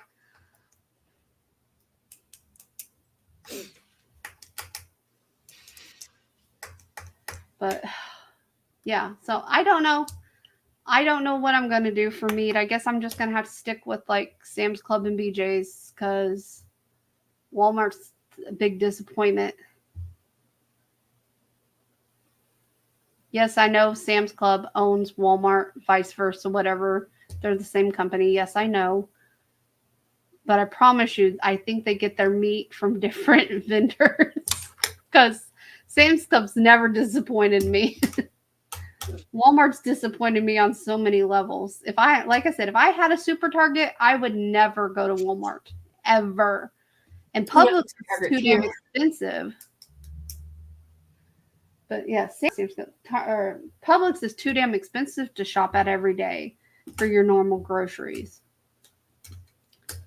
But Target, when we lived in Jacksonville, we only shopped at Target. And it was cheaper than Walmart was. And we don't know if it's because it was next to a Navy base, and so they lowered the prices for the Navy families, or if that's just their normal prices, because when we moved from Jacksonville, I didn't go grocery shopping at Target anymore. But yeah, if I had a super Target, I would never shop at Walmart. Shut up.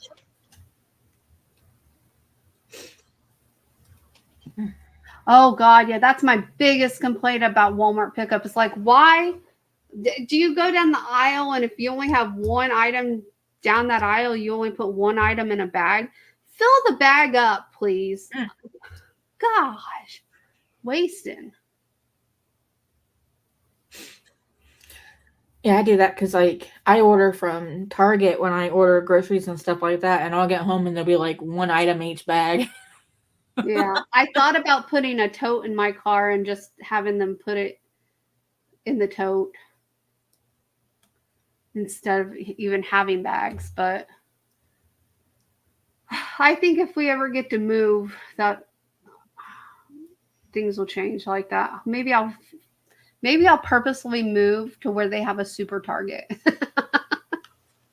So I just never have to go to Walmart again. I hate Walmart so much. You just don't. I don't think anyone really truly understands how much I loathe Walmart. I do. I had to go to Walmart the other day and I hated it so bad. I was like, I don't want to go. Like, and then we do have Winn-Dixie, but Winn-Dixie is just as expensive as Publix is. So, except for, I mean, they do have better meat. So maybe I'll just have to start doing meat at Winn-Dixie and everything else at Walmart. And I would say I'd go to Aldi's, but our Aldi's, the last 4 times I went there, their produce was like rotting. Like, it was not good. Ew. I know. It's like whoever works at that Aldi's does not take care of it, because it was the grossest produce I've ever had. I've been to a Dollar General market. We had one close to our old house, but we don't have one down here. And it wasn't, I liked the Dollar General market, but I don't think ours had a lot of produce options. They had like apples, oranges, stuff that didn't really need to be like refrigerated. Potatoes, basically anything that you go to Walmart and it's not in the refrigerated part of the produce section is what our Dollar General market had.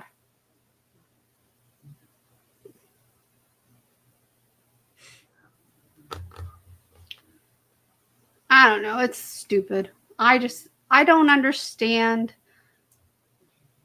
why they don't. Ugh.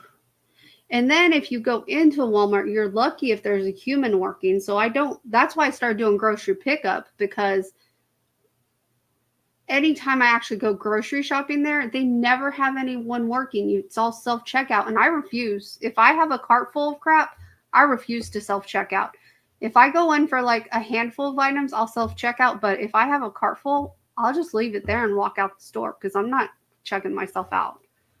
I don't get paid by Walmart to do their job. So, and I think they took advantage of self-checkout, because self-checkout was meant to be a quick for people with 10 items or less type situation. And that was supposed to get rid of the express lanes. And they were still supposed to have people working in the normal lanes. And now they're like, oh, well, just let everyone check themselves out. Well, you don't pay me enough, Walmart. You don't pay me at all. Exactly. Like, Oh, it was so hilarious. Someone in the Facebook Market group that I'm on posted a thing about holiday Walmart self-checkout employee holiday party. Mm. I was like, yes, we all need that. We all need a holiday party for checking ourselves out at Walmart, because the Walmart they never have cashiers working. Anytime you go in there, it's always self-checkout. It's like stupid. Again, I'm not against self-checkout, but self-checkout should be used for what it was meant to be used for, an express lane, not to take away every cashier's job in the world. Have people there, because then you get people like my grandma who won't use those machines. So now how are they getting their groceries? Because they're not going to use the machines. My grandma will tell you all day long she's not using a computer, and she'll look at that and be like, that's a computer, I'm not using it. So I can even hear her voice. I'm not using so I don't know. I just don't know how they can expect everyone to work for themselves and not get any benefits. If they lowered the prices back to a manageable, decent amount, maybe I could do self-checkout. But instead, they're still raising their prices. So no, I'm not working for you for free. I didn't even like working for you when you paid me. So Walmart was, well, I've heard they gotten better, but they were the worst company to work for back when I worked for them. They're probably still pretty bad to work for. I don't know. There's a couple people that work for them that praised them, that they're the best company you could ever work for. And I want to be like, do they only like certain people? Because they sure didn't treat me very nice when I worked there. I don't know how many days I worked as a minor and never got lunch and had to beg to go to the bathroom. When I was there the other day, the people were complaining. The workers. They were? Yeah, they were complaining about their hours. But well, because no one. They were saying that they weren't going to say anything until after the holidays.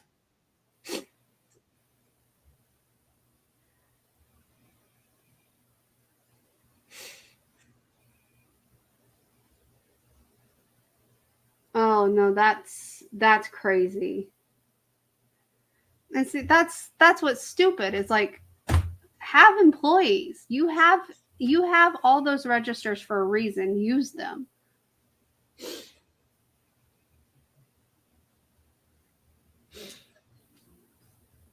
Oh my God, I would have quit. Hopefully she quit. I would have looked at them and be like, bye, peace out, bitches. I'm done here. You guys can kiss my ass. That's exactly what I would have said to them. Mm-hmm. F you. F you. 6 months in advance and they're going to deny someone. That's bullshit. You can see I'm very passionate about my hate for Walmart. And you know what? I hope a Walmart person sees this, a higher up. And I just want to tell you, higher up Walmart person, do better. If you want your customers to work for you, lower your prices, because we shouldn't have to work for free. And we should get some sort of benefit from working for you for free. So that's just my saying. But of course, my solution to everything is stop going to Walmart, people. At least, stop using the self-checkout. If you refuse to use it, guess what? They are going to be forced to have to open up actual registers. But as long as you guys keep using the self-checkout for your large orders, they're going to continue to make people work for them for free. I'm just saying. It's the masses that are the problem. The people that continue to do the thing they bitch about are the problem. That's why I said, if I go grocery shopping, the very first thing I do, if I have to go grocery shopping in person, the very first thing I do is I look to make sure there's an actual human being running a register. If there is, I'll go grocery shopping. If I get done with my grocery shopping and there's no human being working, I literally just leave my cart in the middle of the walkway and I walk out the store because I'm not working for them. I'm surprised they have as many of them as they do because I've seen people try to use them to steal stuff. Yeah. But I know, like the one grocery store that we have here, I know they've made them to where you can't use different forms of payment. Like if you pay with EBT, you can't like alternatively use like a credit card. You can only use the EBT card and that's it. That's stupid. Well, they do it so they can't steal. Mm. And so you have to use the one form of payment on there. And so if you're using EBT, then you can't switch forms of payment. You have to have someone else do it. So you have to go to a normal checkout. Yeah, you have to go with someone else. And then when they don't have a normal checkout open, then what do you do?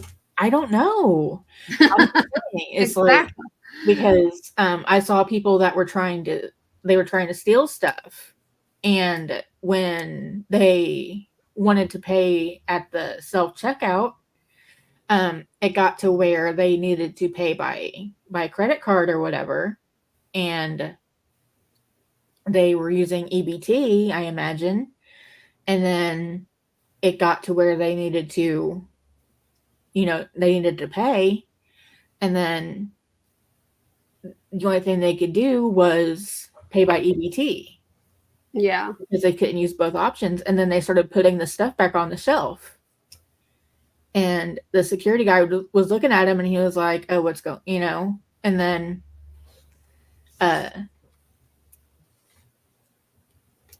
when I went over there and I used it, I found out that you can only use one option of payment. Mm. And so, like, I forget how it worked out, but they were trying to steal. And so they were trying to take the stuff that you, they're trying to steal stuff by going through the self-checkout. But you can't pay with both forms of payment over there. And they didn't want to go through the regular checkout line. They wanted to go through the self-checkout line. But it doesn't let you change payment forms. And so they had to go put the cash stuff back.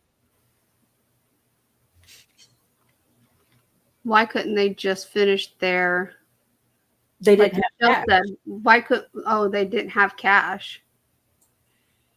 That's what I'm saying is, why couldn't they do like what Michelle said, finish, like, do your EBT stuff, check all that out, and then ring up your non-EBT stuff, do 2 separate transactions? My guess is they didn't have cash. And so a self-checkout only took cash? No, I'm guessing that the people didn't have cash and they were planning on stealing it, but they check your receipt before you leave when you and if they suspect that you haven't paid for something.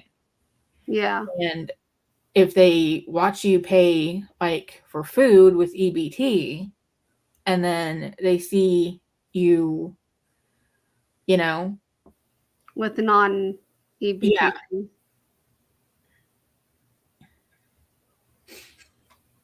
So it would have looked suspicious that they bought food and then they know that those things don't switch payment options over because they had already like asked for help or whatever.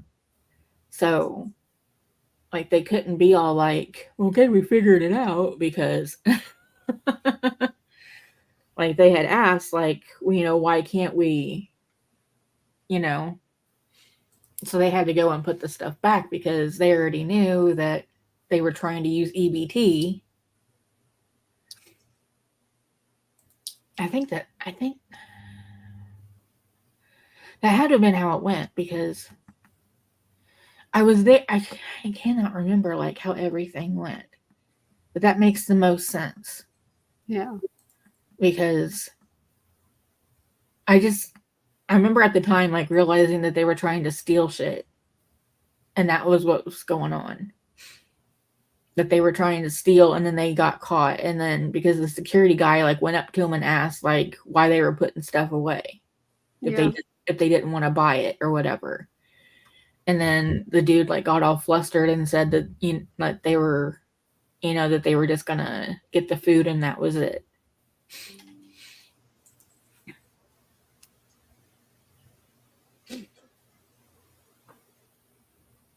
Because they had, like, some big boxes. And so it was, like, pretty hefty stuff. I think it was around Christmas last year. Because I hadn't been to that store in a long time because I got injured around January this year. And I started going to Target. When I worked at Walmart, people tried to steal stuff through totes. Like, they'd bring up like a tote and it'd still have its lid on and everything. And I'd like tell them I need the tote, and they tried to like lift it up, and you could tell there was something else in it, and I'd be like, no, I need the lid off of the tote. And they're like, oh, okay. And then like you look in the tote and you're like, oh, what's all this? Oh, I didn't even know that was in there. How'd you not know that was in there? Sure. Well, do you want it? No, it's not my stuff. I didn't put it in there. So you picked up a tote that we don't even put on the shelves with their lids on them. And so you picked up this tote with all this crap in it, and you didn't know there was crap in it. I didn't say it to the people, but that's what was going through my head. I'm like, I was like, okay, I'll just put it back then, and I would just set it, under my thing. But like, come on. And I mean, what gets me is there was a lot of like my coworkers, because a lot of the people would come in with their totes where the barcode was up, unlike the person I caught stealing. And so they just reach over, scan it, and not even think anything about there being stuff in the tote. And I had someone do that once, come through my line with it that way. And I'm like, oh, I have to see it without the lid on. Why? It's protocol. It's procedure. I have to make sure there's nothing in there. Are you accusing me of stealing? Yes. No, I'm not saying you're stealing, but I'm telling you what my job is. So I can either look inside the tote or you don't get the tote at all. I would have been like, yes, I'm definitely. They did get mad, and they're like, I just don't want nothing then, and push the cart away. And then when they left, I looked, and the tote was full of stuff. I'm like, oh my God. So, of course, when you have that happen, you're like, hey, I need a pickup at blah, blah, blah, because someone just tried to take a whole tote full of crap and refused to let me sit. And you have to tell everything over the headphones. Oh. And one girl on break, she's like, I didn't even know we had to look in those totes. And I'm like, yeah, it's literally in the training. Oh, I didn't pay attention during that. It's like common knowledge too. So yeah.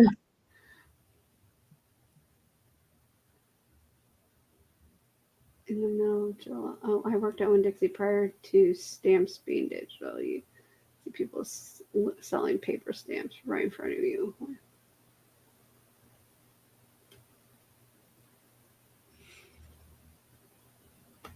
That's the thing about Walmart. Some people don't give a shit either. That's crazy. Like, yeah, that's wear a trench coat in July and make it obvious. Oh my God.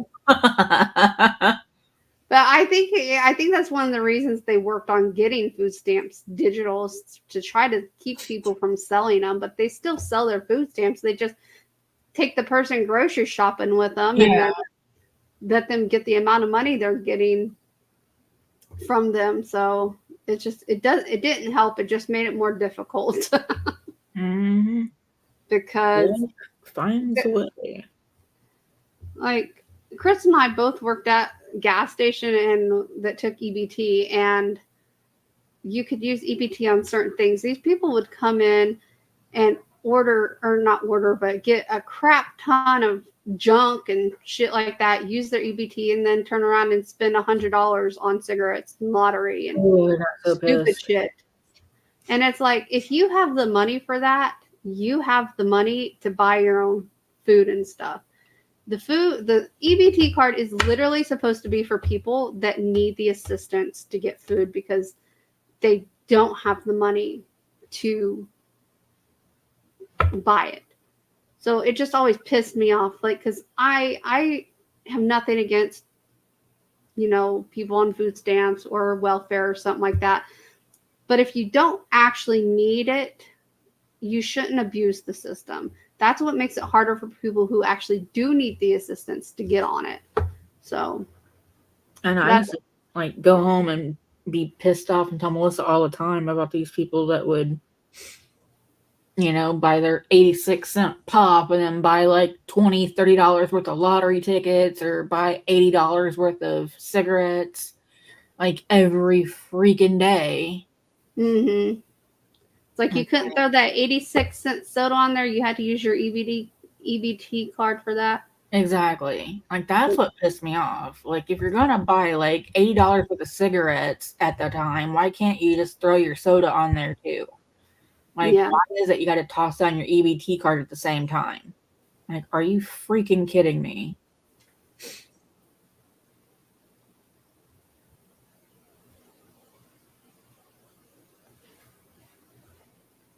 Wow. That right there, just why? I get that it's a gambling thing and everyone hopes they're going to hit it big, but if you don't even have shoes, you need to get your priorities right. Priorities, people. Like, meanwhile, you have people that literally just lost their job and just need a little help until they can land a new job, and they get denied because they don't have kids. Like, it's just, oh. Yeah, we were constantly denied because we didn't have kids, but we'd be in school and stuff like that, but that didn't matter. Right.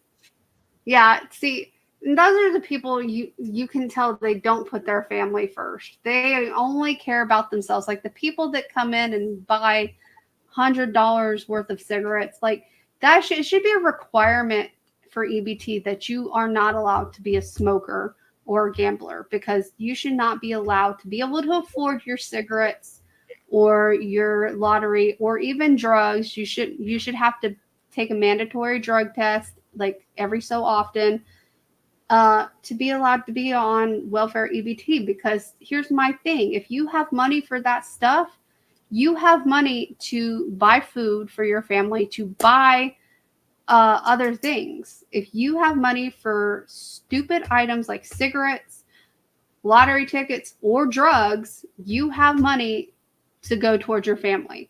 That's just my 2 cents.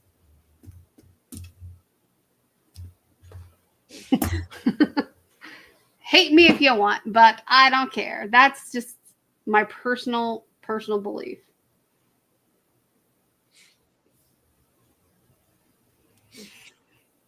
I'm not out here going to the casino or anything.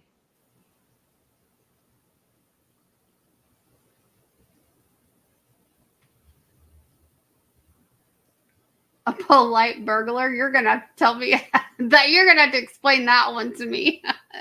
A polite burglar. Please and thank you, ma'am. Can I have all the money in your register?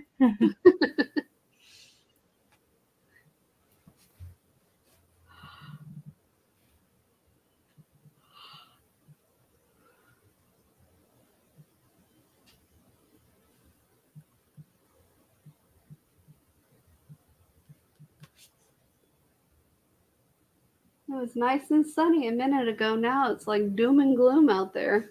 It is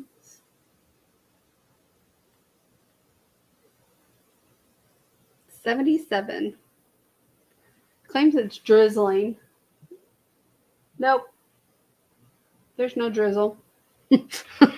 Lies. Yep.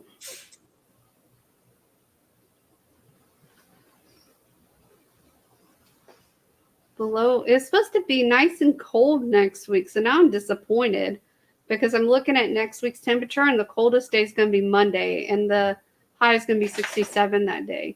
But last time I looked, it was supposed to be in the 50s. Like the high was supposed to be the 50s all week. So now I'm kind of sad. I was looking forward to that. All right. We had someone break in through a glass window, boarded it with boxes from Outback, and took a carton of cigarettes, the change only in the cash box, and left out the back door and locked it.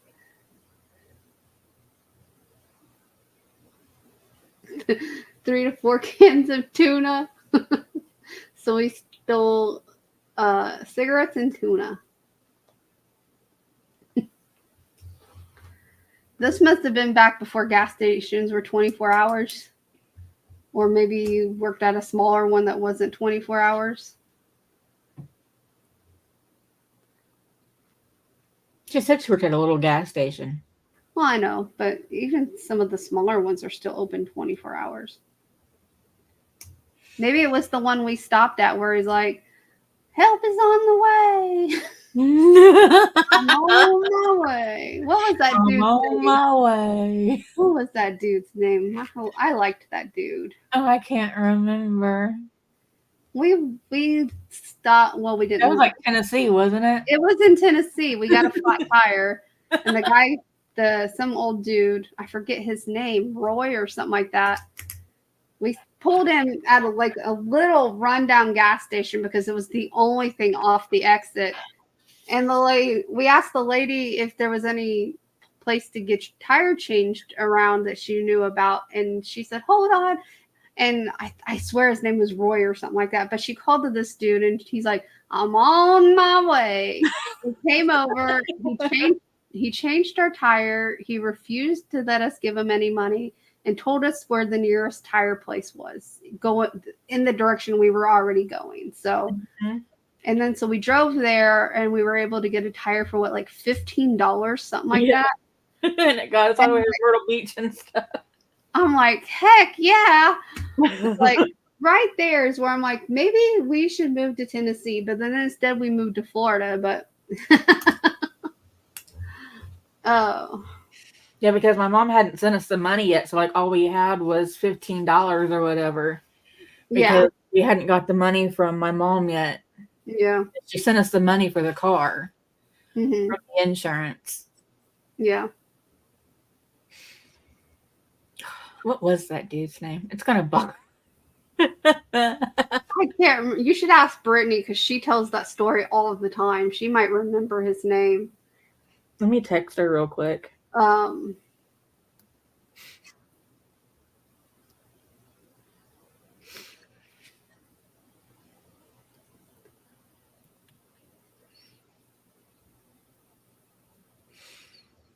Anyway, let me do a video call to her. She might answer. But that was a great, well, the trip there was good until we got lost. The GPS got us lost and Keisha freaked out. GPS lost. I was like, look, I know generally where we are. I can get us to where we need to go until it comes back online. Hey. Hello. Hey, I'm talking to Melissa. Huh? I'm talking to Melissa. Hey, Melissa. Hey. Hey, I have a question for you real quick. Okay. Do you remember that guy's name that we were in Tennessee and our tire went flat or whatever? And he was like, I'm Bill? Bill, that's it. I'm on my way. I'm on my way. I'm on my way, buddy. We were just talking about that. I was like, I cannot. We could not remember his name. We were like, bro, I swear to God, he said, you're gonna hop back on the highway and go down the roadway, and then you're gonna hit that exit. You're gonna go down to the Starry place, about tires outside of it. You hit Walmart, you've gone too far. Do not go to the Walmart. Hold on, I'm looking up that. Oh my God, that's hilarious, Michelle. thank you so much. Okay. All right. Thank you, Brittany. I'll let you go. I didn't want to bother you. I wanted to call you. I didn't want to text. It's okay. I love you too. Bye. Here's the dickled eggs, Crystal. What? Dickled egg? Oh my god!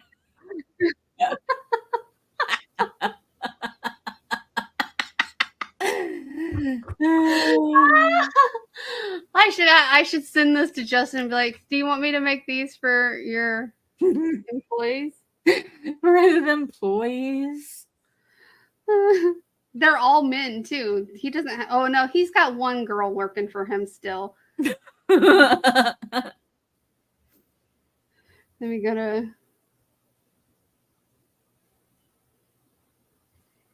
That's hilarious. save. I can't believe she remembered. Like she was like, started telling like the entire story. Bill,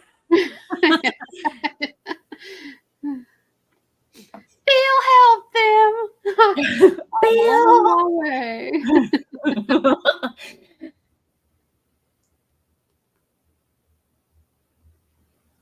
The white elephant gift. What? She said it was a good side for the game where everyone brings a gift, and if you can take theirs for a new one. The white elephant game.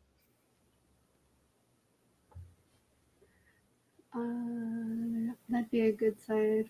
Right. Oh yeah, the white elephant. Yeah, you It know, also looks like a good name for like a bachelorette party. my aunt, my aunt is having a little party after the holidays. If she wants me to bring something, I might be like, I'm gonna bring dickled eggs. Because she'd be the only family member besides my brothers I would do something like that with.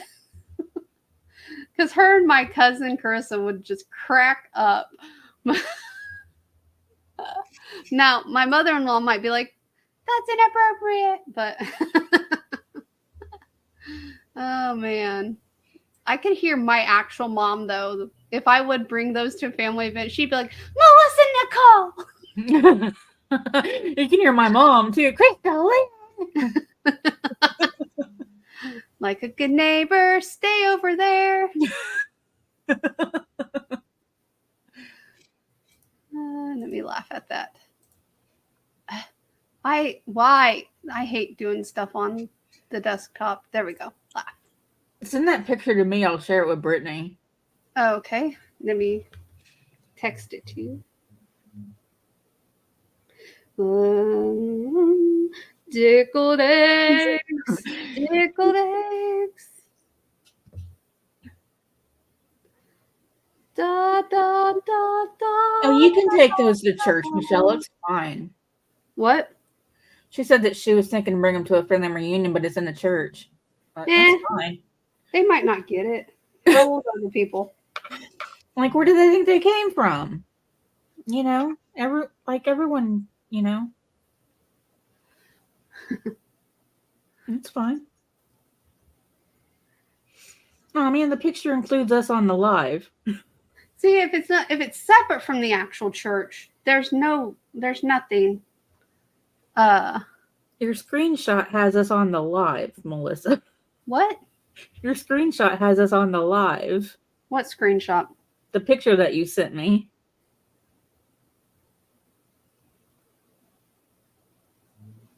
Oh, I didn't even notice that. That's so funny.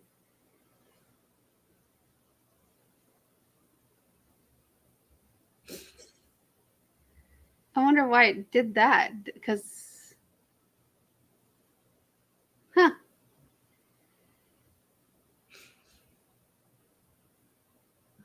is it? Maybe it's in the picture she sent me. Let me look.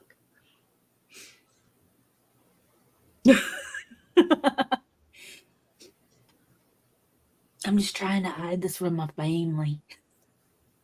The last thing I need is my niece to be all like,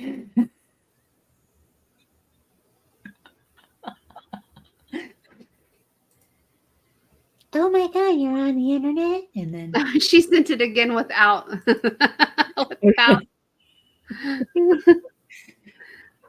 because yeah, that story was well, it wasn't her, but Hold on. I hit the wrong thing. All right. I could have. She's not the one that has the issue with her kid. She's not the one. So I could it's have easily edited that out. You I mean, probably could too. You have a. I know. I'm just like, I was looking at it, like, oh my God, it's got our live on it. But can you really see what our live is called? No. No. So she wouldn't have known. You could have just told her we were talking on StreamYard. Or whatever we're using. StreamYard. Thank you.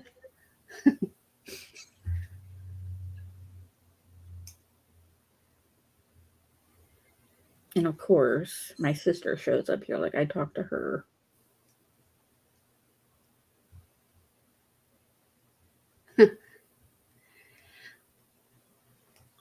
My mom's side of the family is pretty much non-existent anymore. My uncle doesn't talk to us, and my aunt and other uncle haven't talked to us since my mama died. So they didn't even come to my mom's funeral, and that really pissed me off. They tried to be like all, oh, but COVID. But the COVID. And I'm like, okay, whatever. Because it was 2021, and at the point when we were doing the funeral, masks were optional at that point. So we asked for everyone to wear a mask. But, you know, we still had the occasional people like my cousin who were like, nope, I don't do masks. Okay, whatever. To each their own. Which cousin, Carissa? No, I was Leanna. gonna say, like, Carissa wouldn't be like, No, Carissa didn't go. She doesn't leave Florida, so every now and then she'll go to Tennessee, but she doesn't really leave Florida. Are you talking about Nick? Are you asking about the one that came without and wouldn't wear a mask, or Yeah. Leanna and Jenna? Oh. No. The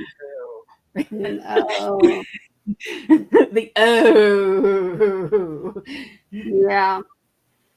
The ones that cause all the controversy in the family. Yeah. No, Troy was the only one from my mom's side, siblings wise, even if, because the other two are step siblings, but Troy was the only one that came, and then of course her cousins and stuff came, but yeah.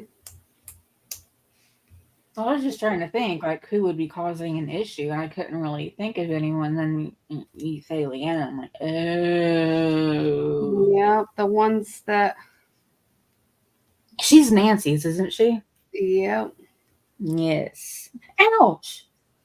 And it's surprising she's Nancy's, because Nancy and Leanna's dad are way polar opposites from her. So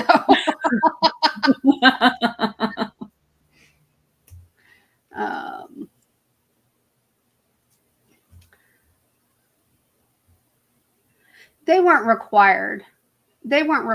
We just asked people to wear them, but we weren't requiring it. We weren't like saying, nah, you can't come in if you don't wear one. It's just, I don't know why my dad wanted people to wear masks. I think it was my younger brother, to be honest with you, because he was all about the masks. And that makes sense. I personally could have cared less if we wore a mask or not, because I don't think they did anything anyway, but that's just my own personal opinion.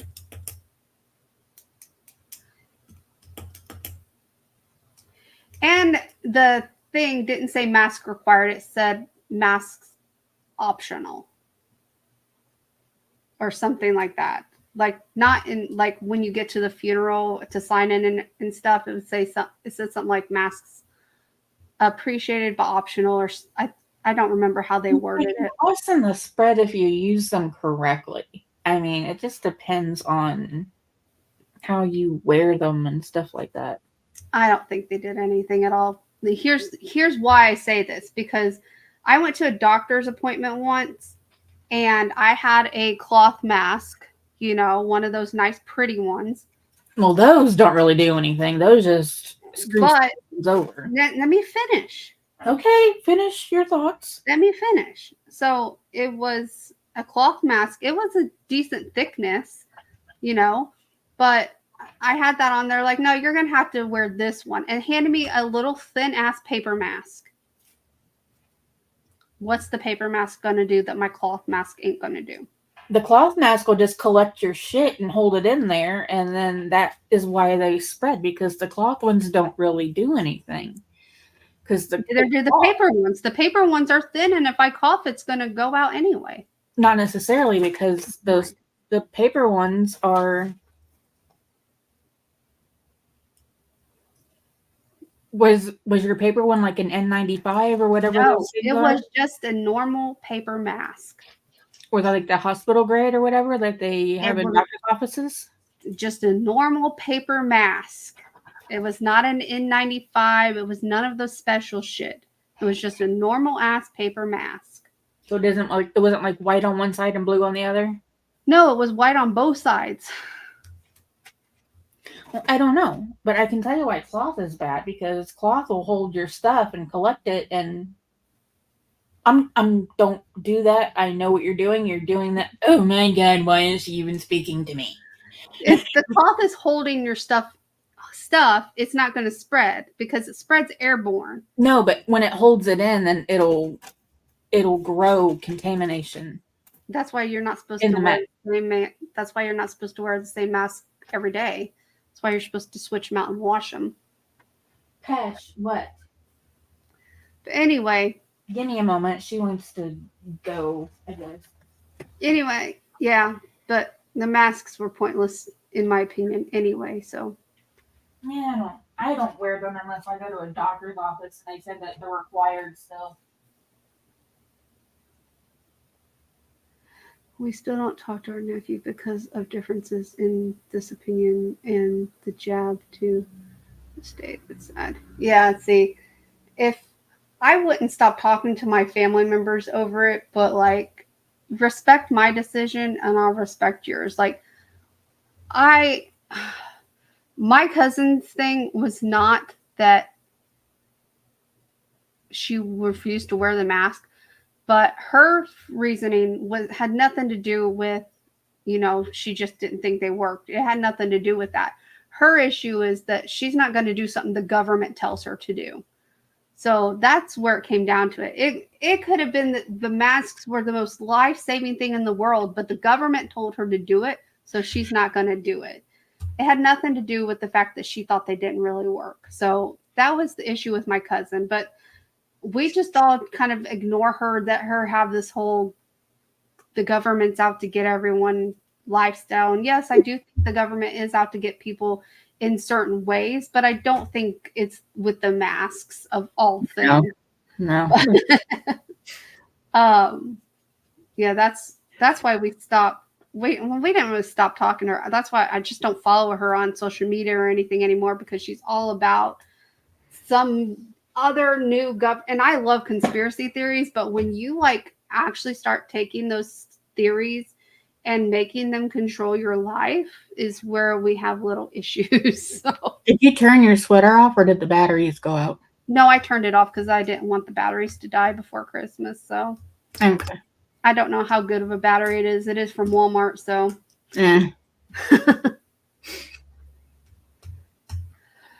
Oh, but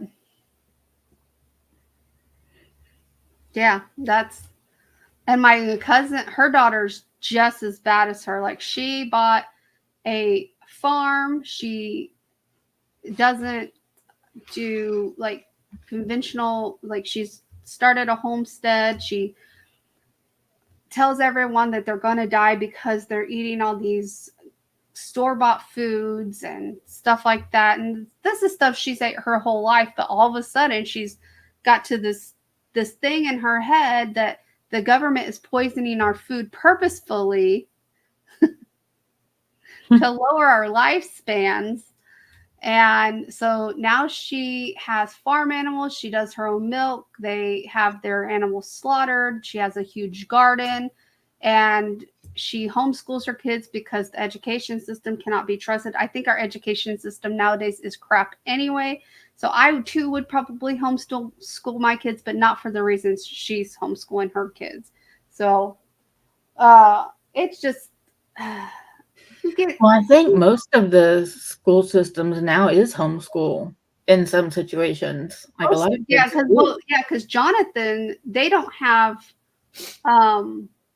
snow days or anything like that. They're just e-learning days now. Yeah, and they just stay at home. So like parent-teacher days now are no longer just you get a day off. It's now an e-learning day. So it's they barely get a vacation anymore. At that, I mean, they get more weeks off during the year because they don't get all these teacher days and stuff like that. And they don't have snow days anymore because they do e-learning. But at the same time, it's like now they have nothing to look forward to because they took away the joy of a snow day. Of course, the Florida kids, well, they had their version. They have hurricane days. So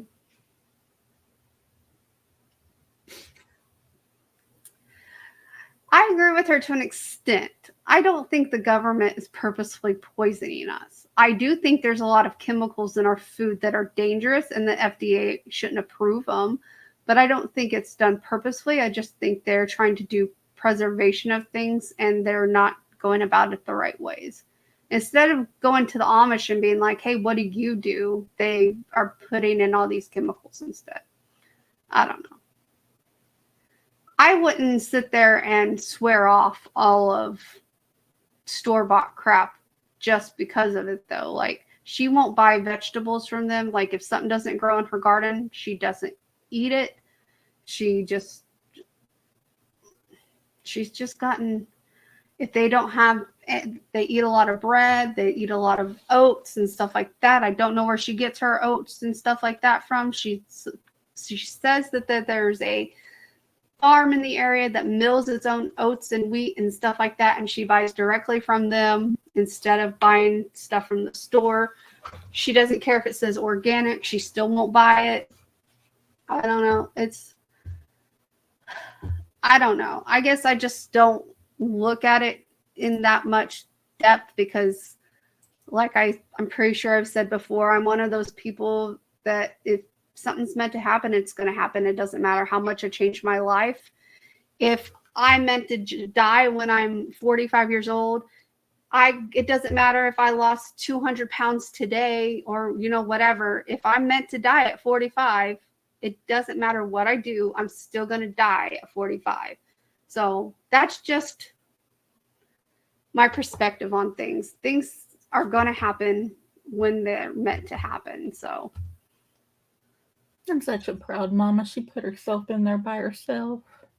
Oh, Lord.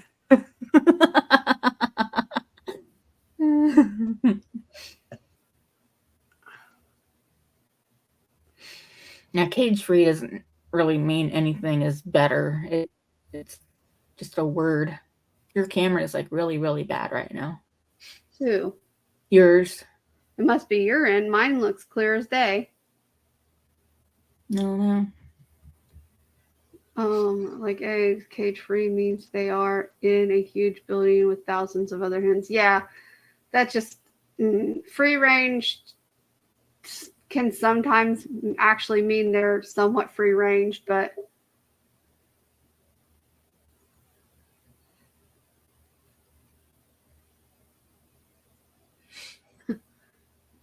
don't they eat bugs and stuff? One of the people I watch on YouTube, their chickens eat like palmetto bugs and worms and eat worms and stuff. All sorts of bugs that they peck out of the ground. And they still have chicken feed that they give them, but for the most part, they said most of the stuff that they eat is from the ground, and they'll nibble on their chicken feed, but they don't completely eat just chicken feed. Like the chicken feed is like a snack to them, whereas like what they get from the ground is their actual food.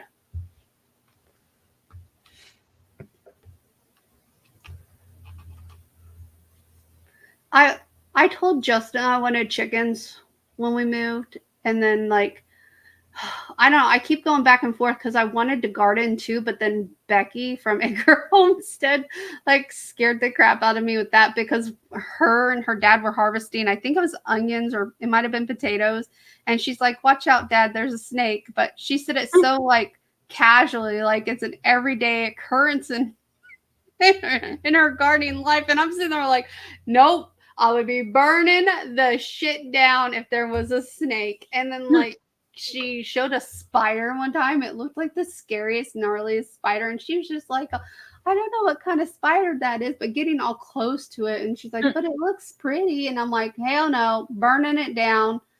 Nope. And then Justin said that snakes like to hide on roosting chickens, or under roosting chickens. So like you go to check to see if there's any eggs and there's a snake under them. Hell no. Hell no. So I don't know what I'm going to do when we move. I don't know if I'm going to get chickens or not. But he did say if we had ducks and chickens, that ducks tend to keep snakes away, because I guess they will eat them. They'll eat snakes. So I don't know. But or they'll kill them or something along those lines. But basically, ducks, if you have ducks and chickens, you're less likely to come out. Yeah, they are. I just wanted like a couple of chickens, you know. And he's like, yeah, chicken math, we're going to end up with 50. And I'm like, no, I literally just want maybe 6 tops, because, you know, it'd be nice to go out and have like fresh eggs. Obviously, they're not going to have eggs right when you get them, because, you know, I would go get them as babies. But I don't know. We'll have to see where we move to first to see if it's even something plausible, because I want to move somewhere that has some land. And I think Justin is finally coming around to wanting the same thing, because the other day he said something like he wants to find something with like 3 acres of land and so on and so forth. So, ooh. See, that would be the hardest part for me is losing them when they get sick and stuff like that. But I don't know. I don't know what I'm going to do. You know, he said I could have a baby cow and stuff like that if we had enough land, but I know I don't think I could take care of, I don't think I could do a cow, because I know I would want to eventually slaughter it for the meat. And I don't know if I could like literally raise something and then have it slaughtered. Like, that's why if I get chickens, they would solely be for eggs. I don't think I would ever be able to have them slaughtered. And yeah, I eat meat, so it's not that. It's just I think I'm not attached to the meat I eat. I feel like if you're raising them from like a baby, it's a different. He did say I could not get a pig though, because he said pigs are stinky. So that was a little, but he wants a goat. And I said that would be fun, because, you know, I want one of the goats where like if you scream too loud, it faints. No.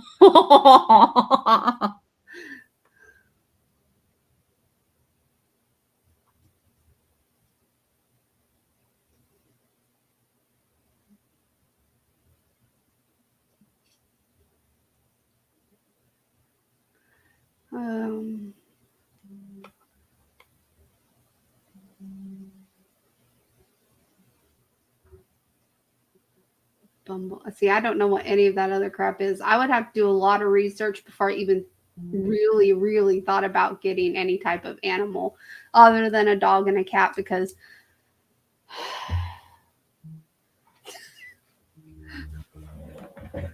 That's just that's a big enough horse for me as it is. You can't even see him. He's so dark. Can you see him? Yeah. Doot, doot, doot. Oh, that's mean. The other one's over there sleeping on his throne. His throne of lies. That thing, I was so irritated when that thing came in the mail. His cat tree. Oh my God. It looked like it was going to be so much bigger than it actually was. And I built it and I'm like, I think this is for kittens. And he didn't care. He jumped right up on top and he's loved that throne ever since. So deep plumbing mites to where they lose feathers. Ooh, I don't know. I don't know. Now you're starting to scare me into not getting chickens ever. And who knows, we might end up living in a neighborhood where we're not even allowed to have anything like that. So I don't know. I don't know what we're doing. I don't know where we're moving. I don't know when we're moving. I don't know anything at this point in time because all the houses around here I do not like. They're the style down in this area, and I think this is the biggest issue is yes, I know I live in Florida, but every house around here, like in the price range I'm willing to stay in because we got approved for a lot more than I'm willing to pay.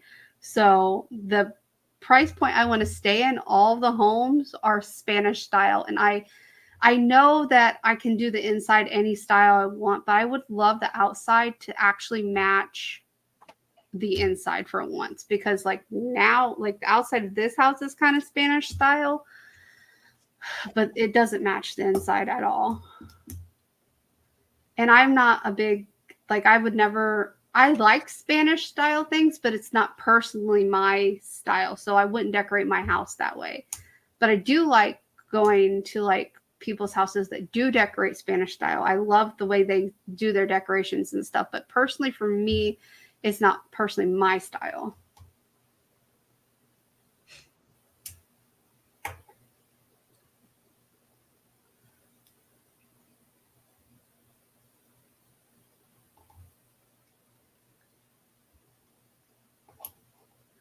Yeah.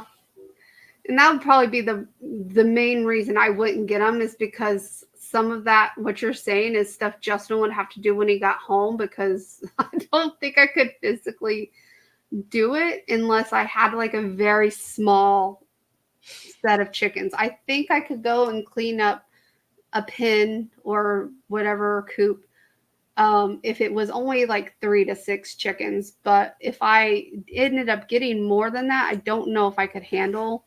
Yeah, and then every day he'd be like, whose chickens are these? Are these yours or are they mine? Because he said you wanted chickens, and I'm the one that had to clean them out of your chickens. Right. Well, see, and I would say the same thing for his goat. When the goat loves me more, I'd be like, because right now, I know one of the things Justin bought me for Christmas, and I'm just going to go ahead and ruin it for Michelle because she'll see it in one of my day after Christmas vlog probably.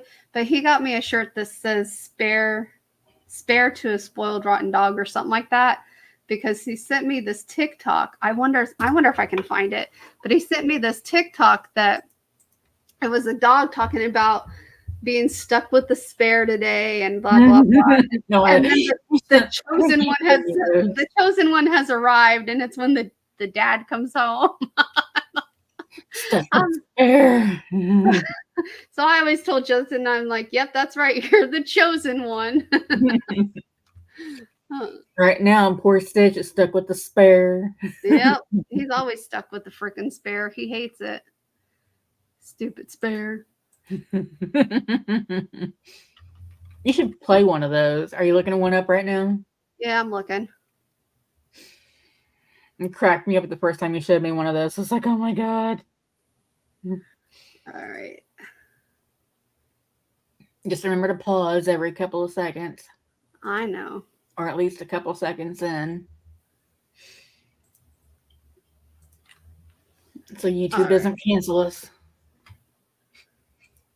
My tea's gone cold, I'm wondering why I got out of bed at all.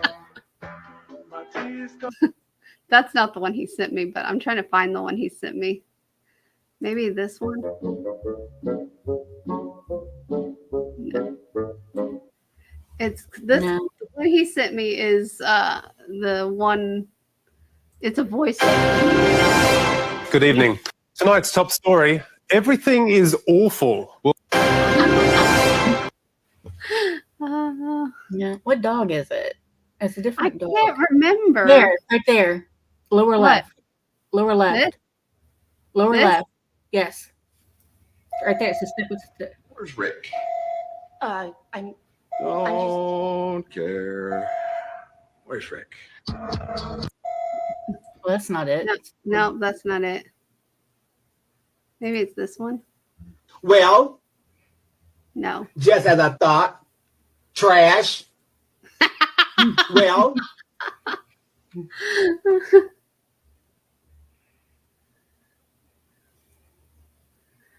Where?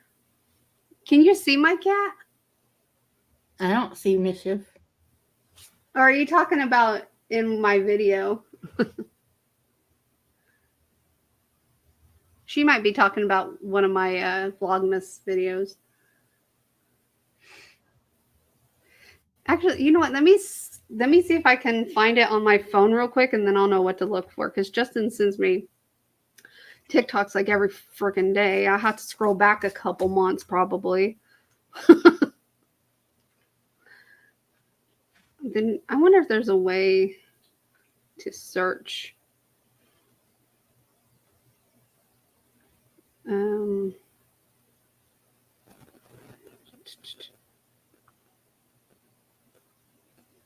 Here we go. Links. Of course, most of them's TikTok.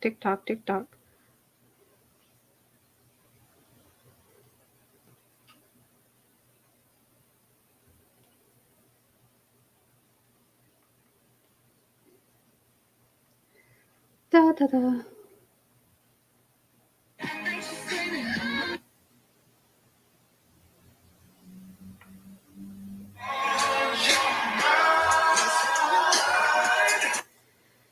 I'm just gonna ask him.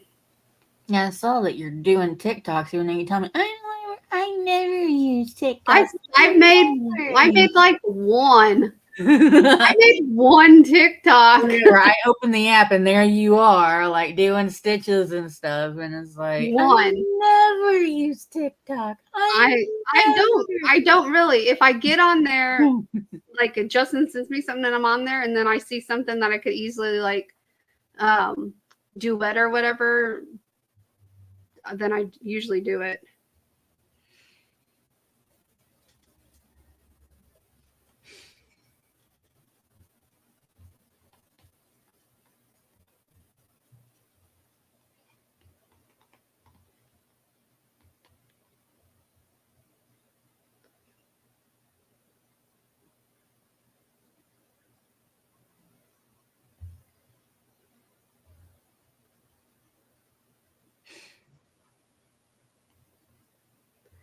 My dad just does not listen.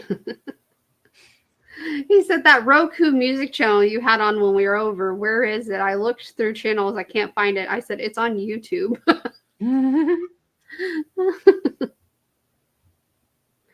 Oh my God. Now let me go to YouTube and give him the link for that.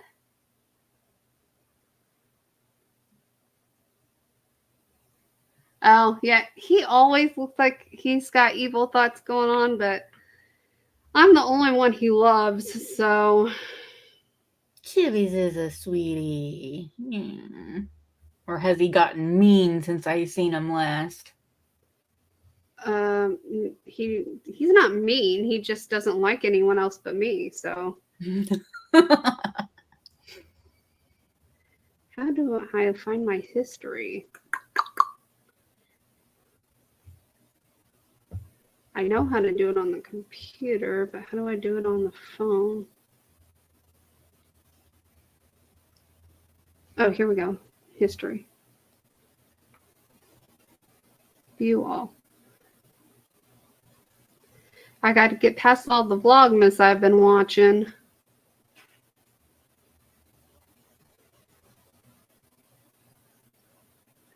Nope. Got to scroll back a couple days.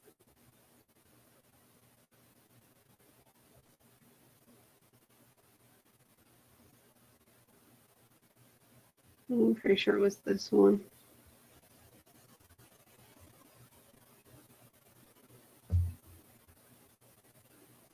All right.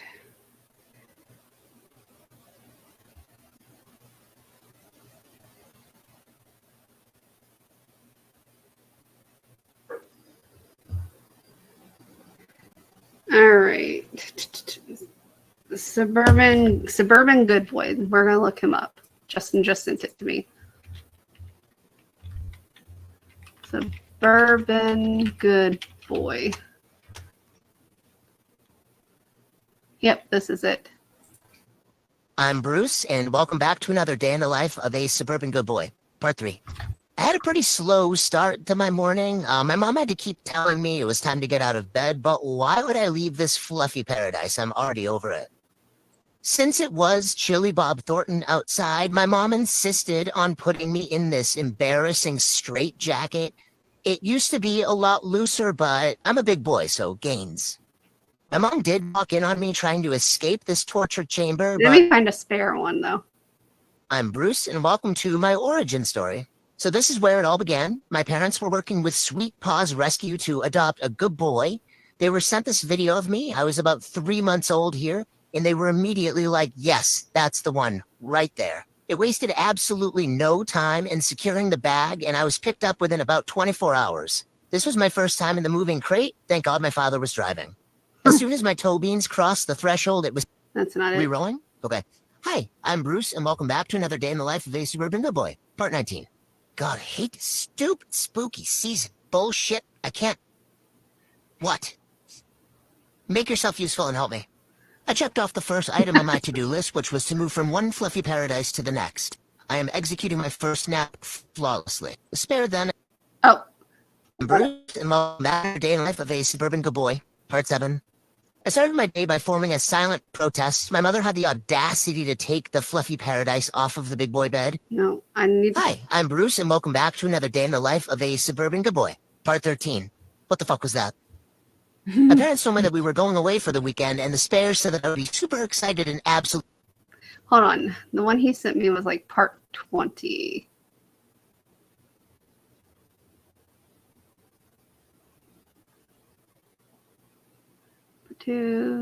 Part 21.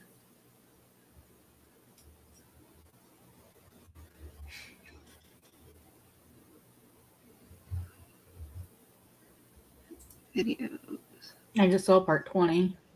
Did you? Yeah. Right there. There we go. Hi, I'm Bruce, and welcome back to another day in the life of a suburban good boy, part 20. I was once again rudely awakened from my peaceful slumber by the spare this morning. She then left me in the trenches taking grenades, trying to get out of the fluffy paradise and start my day. When I finally emerged, it was time to tackle my to-do list. First item up is a moment in the magical shield. I like looking into this to confirm every morning if I'm still a dog. Spare then strapped me into what I can only assume is a medieval torture device. When will this end? And who the fuck is Bruce Wayne? I was then caught snacking on one of the good blankets, and the spare asked me not to chew on things in her office. Deal.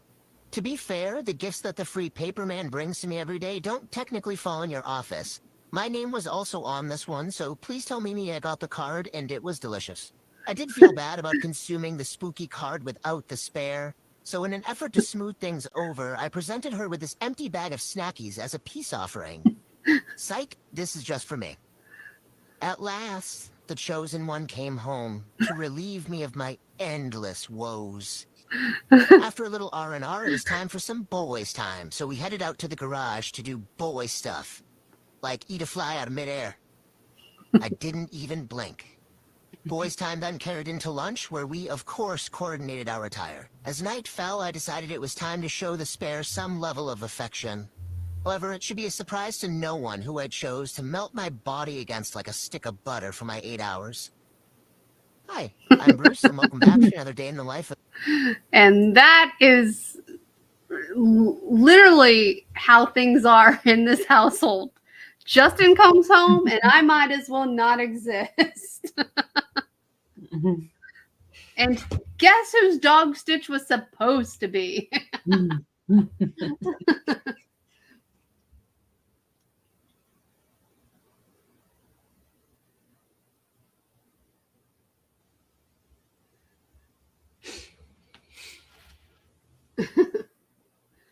Oh, Stitch doesn't know he's a big dog. He thinks he's a lap dog.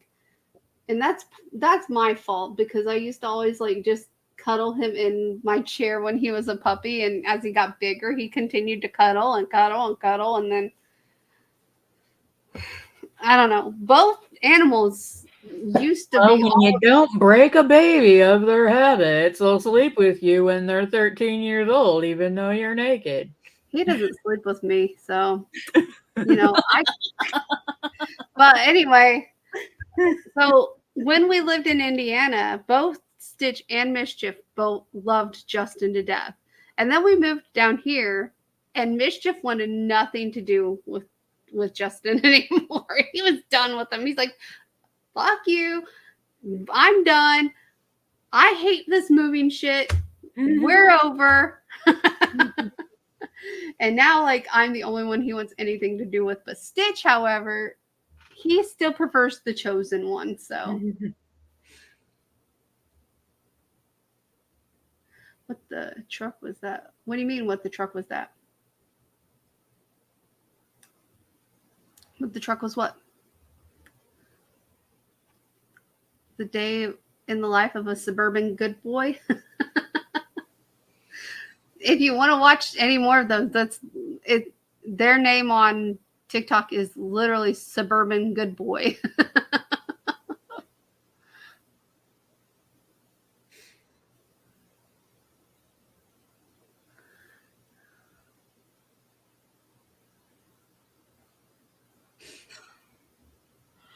Oh man. Shoot. I'm gonna have to get off here soon because I need to cook dinner tonight.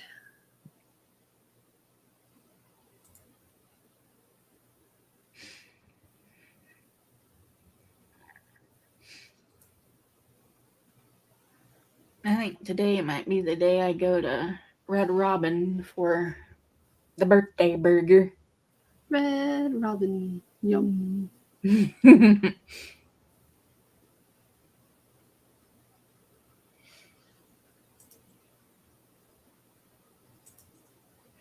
Even though I'm going to pay for the whatever, but whatever.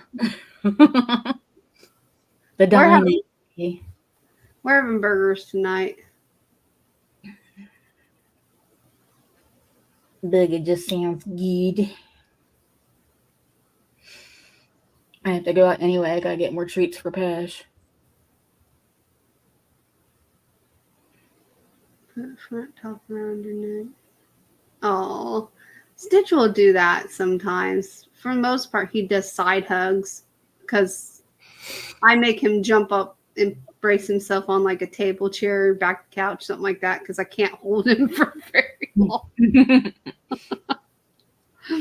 But oh man.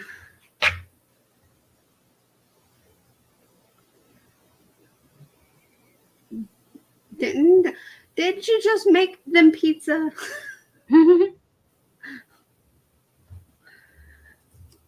Or was that another one I watched? I watched so many darn Vlogmas ones, but I swear it was you that just made them pizza.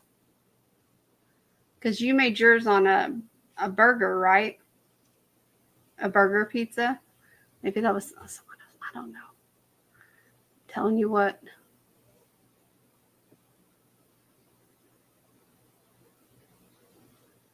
Okay, see, I wasn't going crazy. Oh, well, the 30th? I thought, was it really that long ago you posted it, or you filmed ahead? Oh, okay. Okay. All right. I wish I would have thought of that because, like, it's literally killing me. Like, because I'm trying to make sure I do the shout outs first. And then I'm trying to make sure that, well, now I'm trying to make sure they're not an hour. But before I was like, you know what? This is all the stuff. I'll just put it in one video. But now I'm trying to not be so long winded, but I don't know. I really need to clean the kitchen too. So I might record that for tomorrow's video. Well, tonight. I don't know what the fuck I'm saying. I might record it for the video going up tomorrow. How about that? Because I don't know what I have so far. I have some stuff. I think I recorded when I went to Subway. Like, not in Subway because I did mobile order, but I don't know. It's just coming up with, it's hard to come up with stuff to do. Because I literally do nothing but clean my house, sit and watch YouTube videos.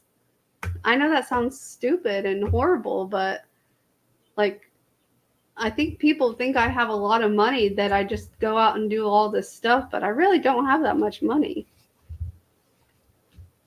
I have savings for a house, but I don't have like money to just go out and do stuff whenever I want, unless I budget for it, which I'm going to have to budget for a Krispy Kreme next week or something. If I can't talk my husband into going to buy his work some Krispy Kreme donuts, because I have a coupon that you get a free dozen of original glazed with a purchase of another dozen. So if I can't talk him into going to buy his work some donuts so I can have my free dozen, then I guess I'm just going to have to go up there and get some I can get donuts. a free 3-pack because it's December. Well, Lottie freaking Docker.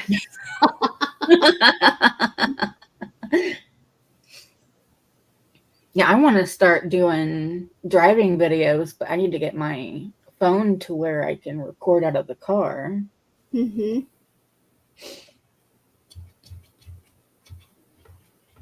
Maybe for Birthmas. That's next week. Yep, I know. Are we going to do a special stream? Yep, we're going to be doing one that's, I'm going to label it, Let's Get Real Live. Come hate on Crystal. It's Birthmas. It's Birthmas. We probably have people join in just to be like, what the fuck is Birthmas?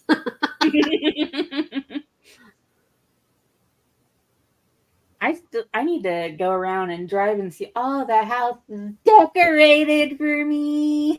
Maybe I can talk Justin doing that tomorrow. Maybe we can go look at houses for like Christmas lights at night. I can just set up my camera on the dash or something.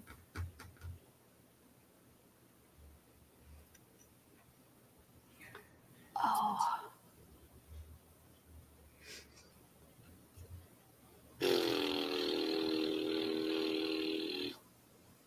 One day Crystal will actually put her face on the live. One day. And I won't have to look at this girl drinking coffee with rainbows coming out of it. That's some music notes. She acts like she's not already all over my channel because I still have every video that we've done together on this particular channel up. I don't have any of the videos from my other channel, but apparently my other channel's still active according to Justin's work. I was like, I don't see how they found it. I put it in and it's all spam crap, but apparently they found my old videos that I didn't delete. I was like, well, that's interesting. I almost said, tell them to send them to me because I could re-upload them onto this channel.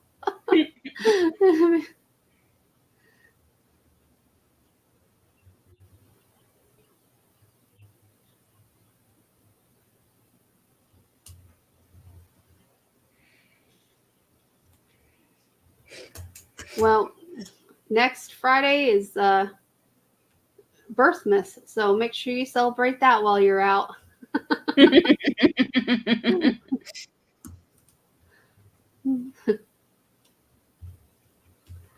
Oh man.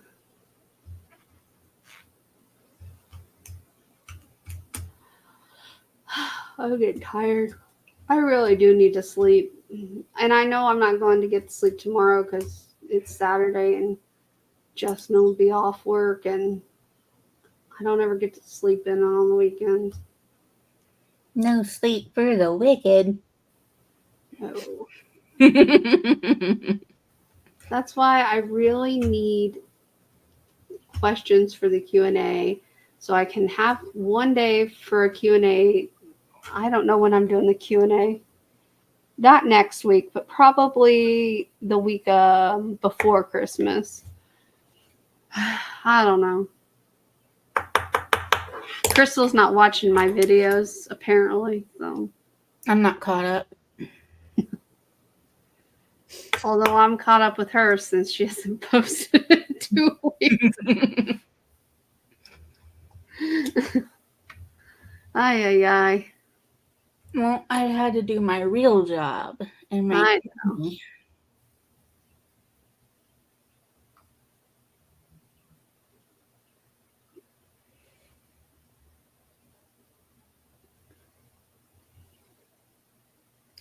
Has anyone actually looked into these Beyond books that's like a diet that they personally write for you? I always get advertisements for the Beyond Body Keto. I've never even heard of them. Oh, well. I was like, for as much as they charge, I would want like a guarantee that it would work.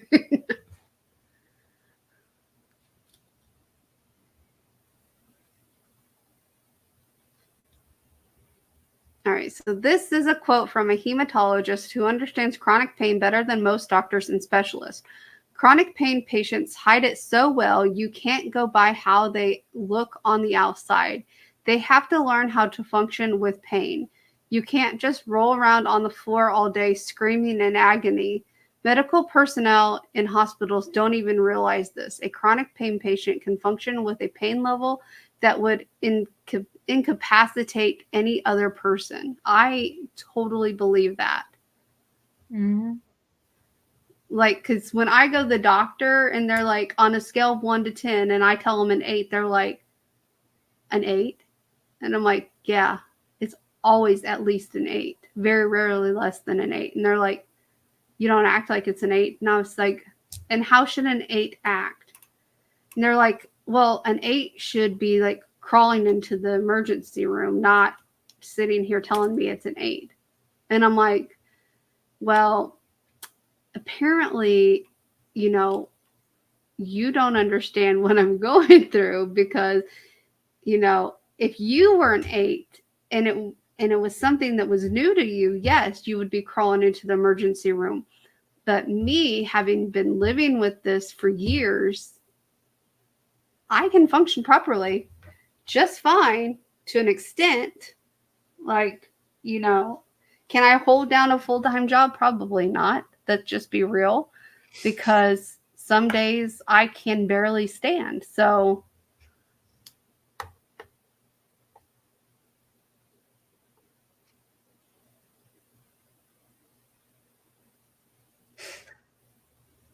then, Crystal, what's the SAD?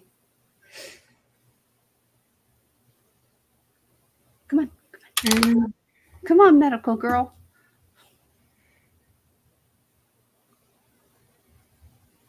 Seasonal affective disorder is what comes to mind.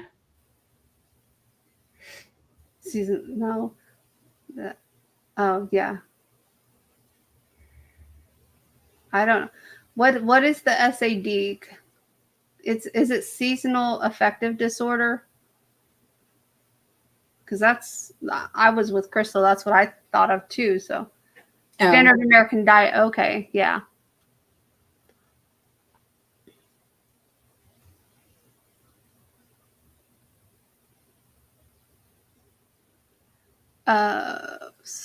When your advertising interrupts my video, it just makes me hate your product. Isn't that the truth? Especially if it's like the 30th time I've seen it in the day and YouTube won't let me skip it. Normally I watch advertisements, but like I can't watch the ones where they're like all happy with their moms and stuff like that. I just can't watch them, especially during the holidays. I have to skip them. Like I take ibuprofen 800 daily, so but it's prescribed. Yeah, I used to do that too, and my new doctor won't put me on it, so I was like, well, okay. So now I just take a bunch of naproxen throughout the day because they won't put me on anything else. I told him, I said, I don't need narcotics. Narcotics don't work. They don't work for me. I don't need the narcotics. I just need something to like numb the pain a little bit. And the ibuprofen. I had like that herniated disc or whatever in my hips. Well, like I also had those discs that were deteriorating in my hips. I think they finally finished. But I had to get the injection I told you about. Was it last year or the year before? Last year. But I had to get that injection, and I think it did something and helped out with the pain. And the disc or whatever, like the swelling went down or whatever, or it did whatever it did. And I've been able to be fine like since, but because I used to not be able to stand. That sounds painful, Michelle. That sounds like rheumatoid. I had that nerve block and my neck still hurts, so I don't know what it did. But it could be because the rest of my back is still fucked up that the nerve block didn't really help the neck. I don't know. Have you had the injection that I told you about, or have you talked to anybody about the injection I told you about? Who are you talking to? You. I just had the nerve block. I've had steroid shots and they didn't do anything. And then he did the nerve block recently on my neck. I need to tell him the hip shot is starting to wear off already, because I know he can't do another one because the insurance company only lets him do one every 3 months. So I think it's time for him to look at different options for my hips.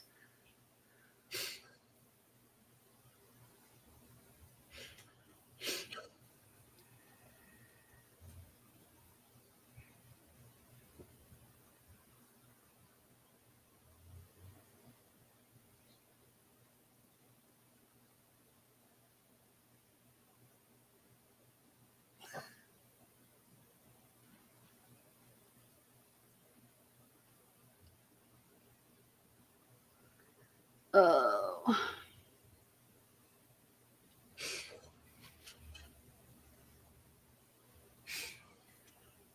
I read about, not read about this. I watched this on a Disney video, but it's Disney once considered building a park dedicated solely to villains, Dark Kingdom, which would have featured Maleficent's castle as its incoming centerpiece. And you know what I said? That would be freaking fantastic. I think they should. I'm surprised they haven't yet. At least build a little not, what is it? What are they called? Land. At least build a little land within Disney.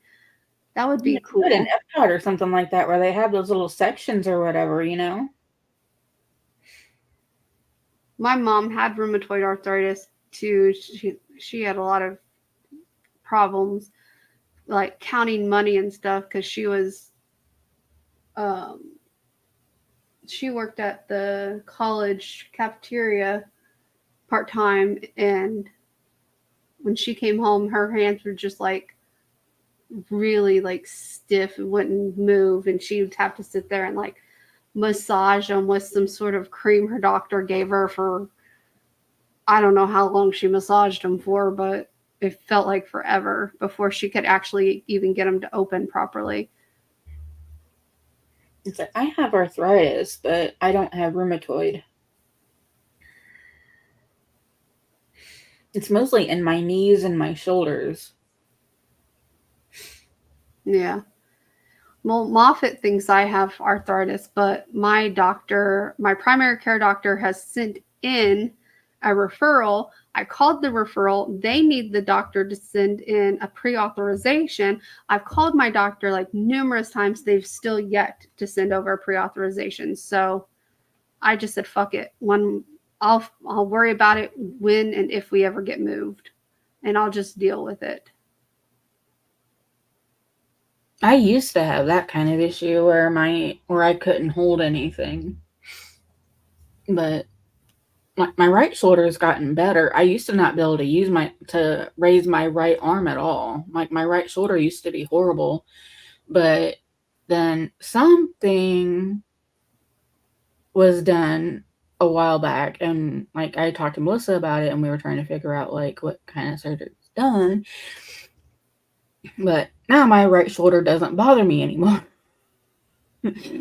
And so, like, I don't know. And so now my right shoulder actually works, like, just fine. So, and it's worked fine since. What?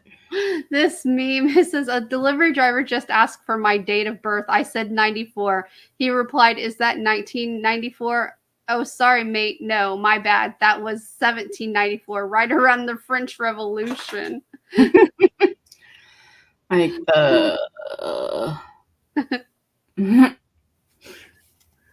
like, how would you, like, what the hell? How is there a question? If you say 94, like, Which Hallmark movie do you belong to? They answer in 20 questions. Well, aren't they all the same? Well, let's take this quiz anyway. Most of them are the same. It's just like a... That was not a Hallmark movie. That was a Netflix original, people. Get it right. The one with Lindsay Lohan in it. Oh, God. I don't remember what it was called. It's time for a Christmas movie marathon. What are you snacking on? Popcorn, pizza, chocolate truffles, or chips? Probably popcorn. Next. Oh, did you hear that there's some thing that will pay you like $2,000 to watch Hallmark movies? If it was actually legit, I would sit on the couch all day and watch Hallmark movies. Even though I could tell you what's going to happen in every single one of them, I would still sit that's what there. you have to do. Yeah, you have to watch the movies and like report back, and like you have to like rank the movies and shit. What do you love doing in your spare time? Hanging out with friends, reading, baking, working out, reading. I don't really have any friends that live around me. That live around me. You knew what I meant. That's why I had to finish the sentence. What is your favorite color to decorate with? Black. That's not an option. Red, green, blue, or pink. I guess I use green a lot in my decorating. Can't believe black wasn't an option. What's your thing? It's the color of her soul. That's why she likes it. Pick a must-have winter accessory. Fuzzy socks, scarf, hat, or gloves. Fuzzy socks, of course. That's what I'm going with, socks. I was like, I live in Florida. I'm not wearing a hat, scarf, or gloves. I might wear fuzzy socks. Do you believe in true love? Of course. Crystal would be like, nah. I believe in love. Okay, so would your answer be, of course? Why not? I'd have to experience it to believe it, or nah? Why not? Okay, so it wasn't of course, though. That's why not. What's your comfort drink during winter? Eggnog. Mm. It is an option, but the options are peppermint tea, coffee, eggnog, or hot chocolate. Oh, I like Ooh, hot chocolate too, but you know I what? know. Here lately in my old age, I've been leaning more towards the nog. I love Nog. a good nog.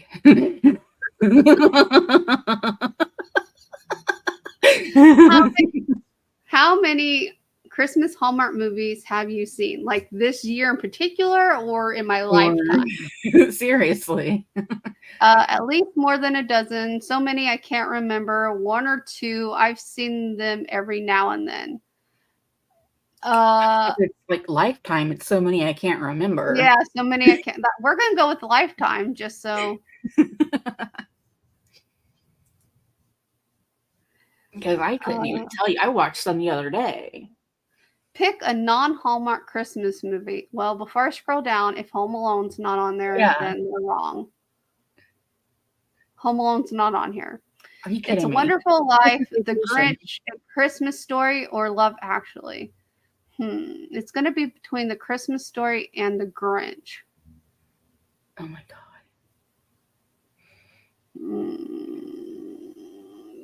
I like The Grinch better. My mom would be shitting herself.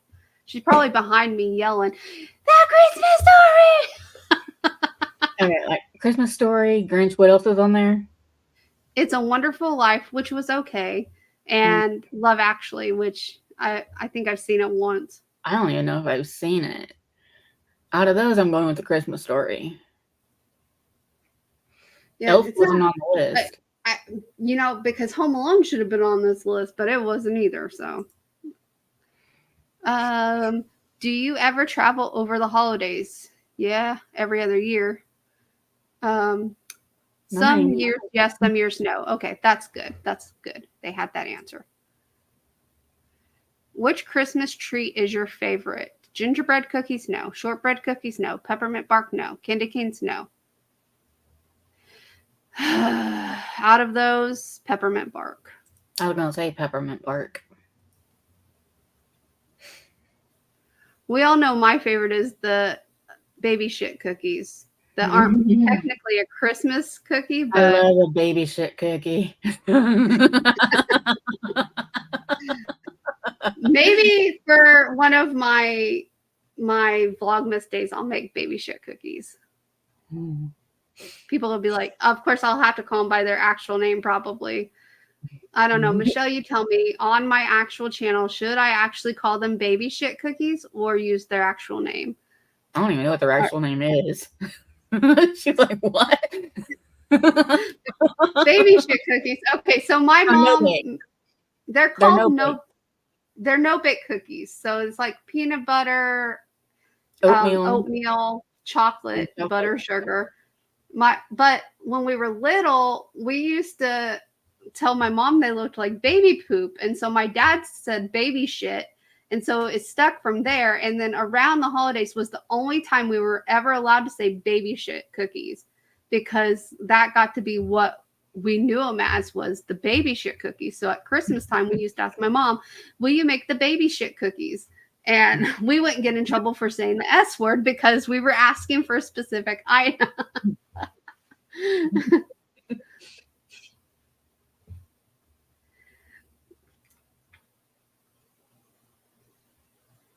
Oh, your family calls them range top fudgies? Do you like to cook Christmas dinner or just eat it? Both. Both. But I like to cook, so. What movie genre is your favorite? Horror? Yeah. It's not an option. Comedy, rom-com, thriller, or drama? What would like we need a holiday horror movie, like a holiday horror crossover. What would movies like Divergent, Hunger Games, Maze Runner, stuff like that? Like, would that be drama, thriller, more thriller? Yeah, we'll go with thriller. We really do need like a holiday horror crossover. I mean, they have one coming out called Silent Night. I think it's a horror movie, but it's Christmas based. They have that one, the Krampus one. Yeah, whatever. Do you think Christmas is too commercial? Yes. Yes. But only if you let it be, I guess would be a good answer. They did have, it definitely is. It is very commercialized. But I think if you don't pull into the commercialism, then maybe, I don't know. I'm going to say only if you let it be.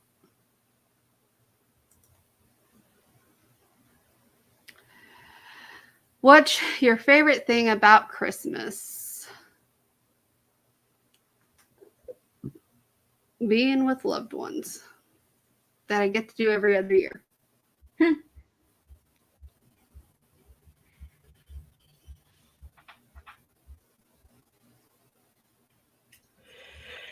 Amazon isn't the reason for the season. You are definitely right. Amazon is not the reason for the season.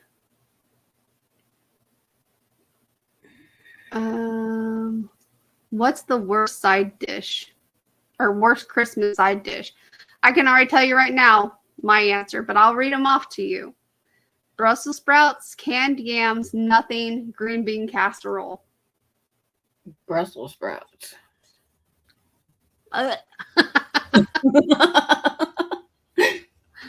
Stitch would be in heaven if I made Brussels sprouts. He loves them. Does your whole family get together for Christmas every other year? I don't know. I don't get with my family. We'll just say most of the time. No, I love green bean casserole. I'm the only one in my family that loves green bean casserole. How do you feel about caroling? I love it. I miss caroling. I do too. They don't do it anymore. At least not in any of the places I've lived. Where do you get most of your Christmas shopping done? I really hate to admit this, but online.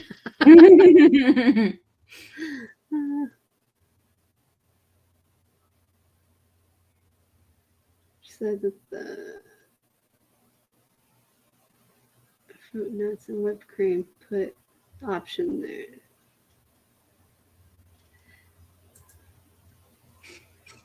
Is Waldorf's like a Waldorf salad? Oh, is it a salad? Mm-hmm. Oh. It's not a salad. It's like a dessert, I think. Oh, do you own a Christmas sweater? Yes, I do. Way too many. I have a few. How many do I have? I only have 2 Christmas sweaters, so a few, right? Mm-hmm. Because it didn't say shirts.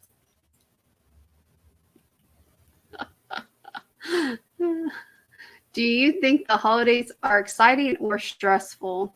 I think it's the most wonderful time of the year. Very stressful and annoying. A bit of both. More fun than stressful. I'd say more fun than stressful. Yeah, it's more fun than stressful.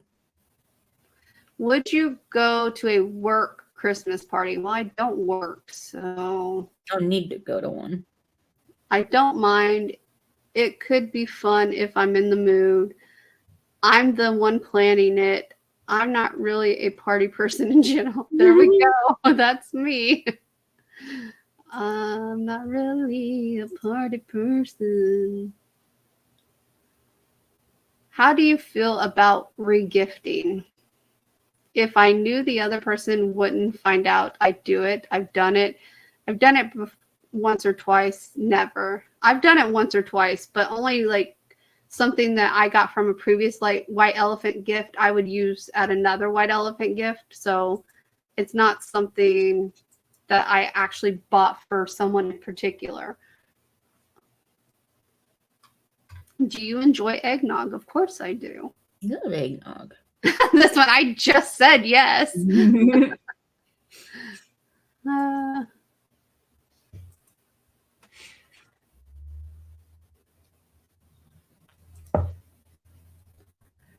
What's your favorite wintertime activity? Ice skating, skiing, snow angels, toboggan. Never been ice skating before, never been skiing before. So I'm going to say snow angels. I like tobogganing, but I hate having to walk up the hill. It's fine if you start at the top and you go one time, but I'm not doing multiple trips, so you know. Nobody got time for that. No, I ain't got time for that.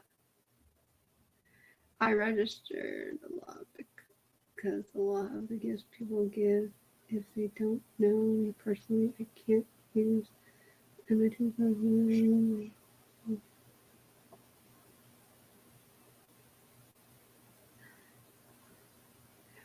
you ever sit on Santa's lap as a kid? Yes, I think one of the answers is I still do. Every chance I got. Do you go all out decorating your house for Christmas? No. I would say here's the options. I would say it's tastefully decorated. Yes, it looks like Christmas exploded. I have a Christmas tree, or not really. I would say not really. Just kidding. Yes, it looks like Christmas exploded. Except not really this much this year. I didn't do a lot this year. How do you feel about getting gift cards as Christmas gifts? It depends on who it's from. I appreciate every gift. It's the thought that counts, I guess. I don't mind. I appreciate every gift. Do you watch the same Christmas movie every year? Yes. I watch Home Alone every year. So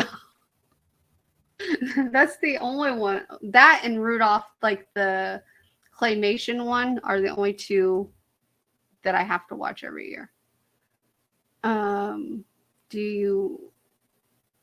the original Grinch, the cartoon one. Do you want?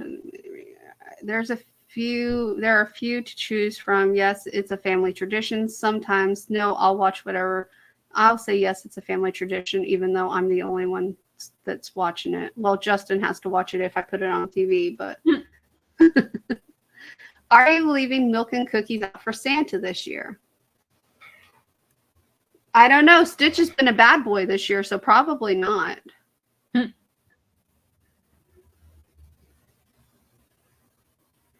So the options are, I did it when I was a kid, but I'm grown up now. No, Santa's not real. Yes, I do it for the kids. Or yes, every year, no matter what. Stitch, are we leaving cookies for Santa this year? Are we leaving cookies and nog?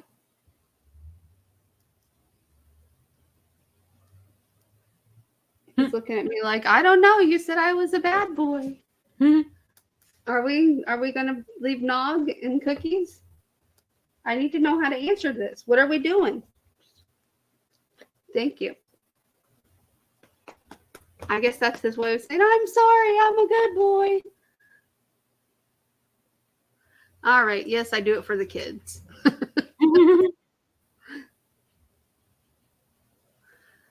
Dude, don't get all slobbery on my sweater. I don't know if I can wash it or not. Might be a way to take the battery back out. I don't know. How would you grade your family? How would you grade your how would you grade your gift wrapping skills? I just put stuff in a bag. I would say I'm pretty good, and it gets wrapped. Everyone asks me for help. I'd say I'm pretty good. No one asks. Well, never mind. People do ask me for help, but I'm always like, when they do. Would you ever take a family photo for a Christmas card? Yes. We do every year. Not for a Christmas card, but we do every year.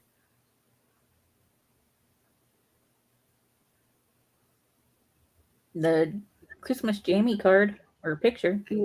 Yeah. I'm just going to say yes, we do it every year. Although we don't usually do it for a card. We just take a Christmas picture every year. Do you go shopping in person on Boxing Day? What is Boxing Day? I thought that's when the Canadians ruin. Isn't it when they ruin Christmas and pack everything up? It's the day after Christmas. It started when like all the rich people would take stuff that they didn't need or whatever, and they would take it out to like the less fortunate. Oh, well. I don't even know. I'll just say absolutely not. Because it's do you go shopping in person Boxing Day? Because it says absolutely not. I've done it a few times. I'd rather shop online. Oh, is that like our equivalent is like going to the store after Christmas and getting all the sale items? I think so, yeah. Oh, well, then I'm going to say I've done it a few times. Is Christmas dinner a big deal to you? No, not really. No.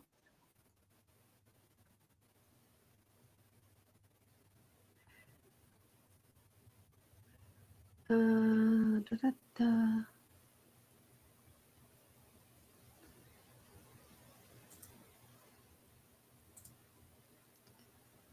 What do you put on top of your Christmas tree? An angel? Well, it depends on the tree because I have a snowman head on one of them. So an angel, and I have a Mickey on one too. But the main tree is always an angel.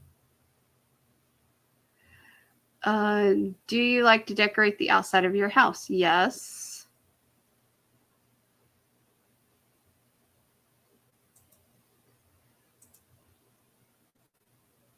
Apparently Jordan Sparks was in a Christmas movie. I don't know which one. It just says Hallmark Channel. I feel like we've answered 20 questions. Other than Christmas, what's your favorite holiday? My birthday, Valentine's Day, Halloween, or 4th of July? Halloween. I don't really like Halloween anymore. I used to like Halloween a lot more than I do now. Well, see, my birthday like is Christmas, so Birdmas. So I don't like any of these. I guess 4th of July, even though I don't do anything on that day. okay, I'm going with Halloween. How many Christmas items are on your list? I don't know. Way too many to count. I just add stuff on my list all year long.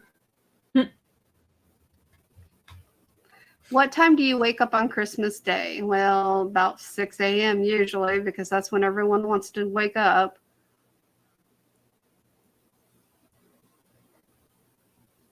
This is my mom right here. I never went to sleep. I was getting the presents ready for everyone. That was definitely my mom.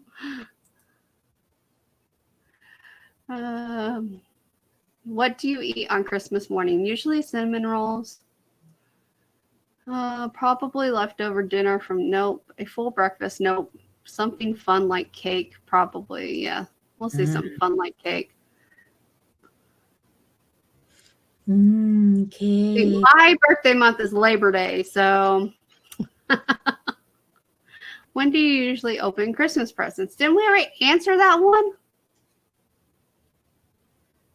Usually at midnight, after dinner on Christmas Day, after breakfast at 7 a.m. after waking everyone up. At 7 a.m. after waking everyone up, except add an hour to that because we wake up at 6 a.m.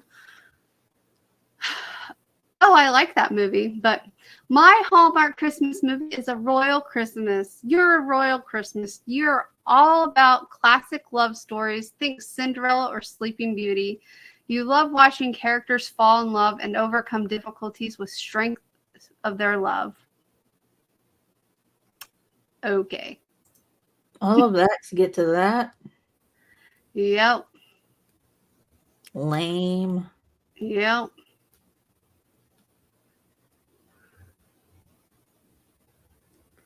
Yeah, my mom, we used to do one on Christmas Eve until we moved back to the States. And then I love my little brother, but honestly, like my dad and I were talking about it the other day because I said that one of the questions someone asked in a video I was watching was, what is your favorite childhood memory? like for Christmas. And I told my dad, I said, honestly, everything in Germany, because I just, those are things, if you ask me for childhood memory, those are the first things that come into my mind is everything in Germany. And so no hate to my little brother because I do love him. But once we moved back to the States, I'm not going to lie, life just wasn't that great. So I feel like, and this is just my own personal opinion, I feel like we heard more from our extended family more when we lived over in Germany. And it seemed like people actually cared about us when we lived over in Germany. But when we got back to the States, it's like, yeah, we're back. You know, no one really cared. We didn't, you know, they expected us to still come up there for Christmas now that we're back in the States. It didn't matter that we lived in Texas. That was like, it was 20-something hour drive. I think my dad said it was like a 26-hour drive to Indiana from where we lived. So was y'all Santa gifts wrapped or put together? Ours was wrapped, and then my dad would have to put them together after we opened them.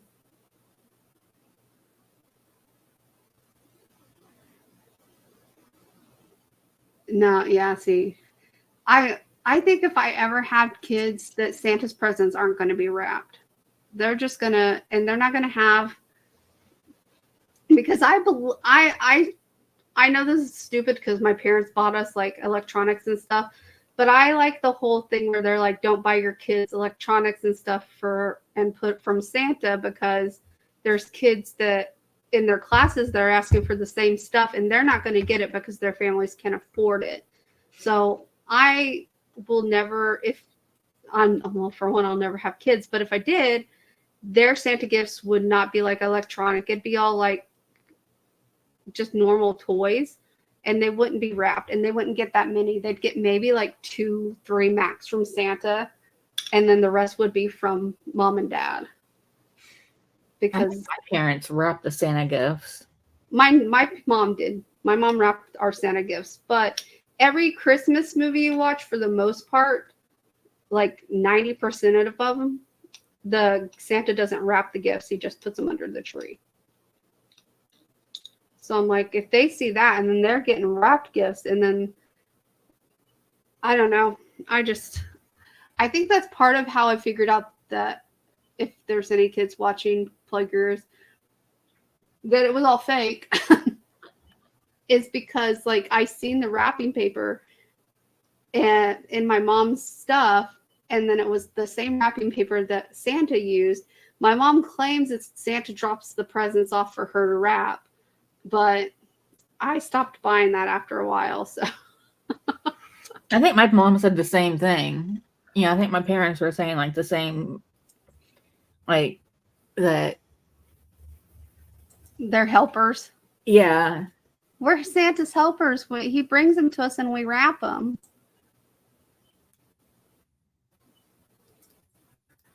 Yeah.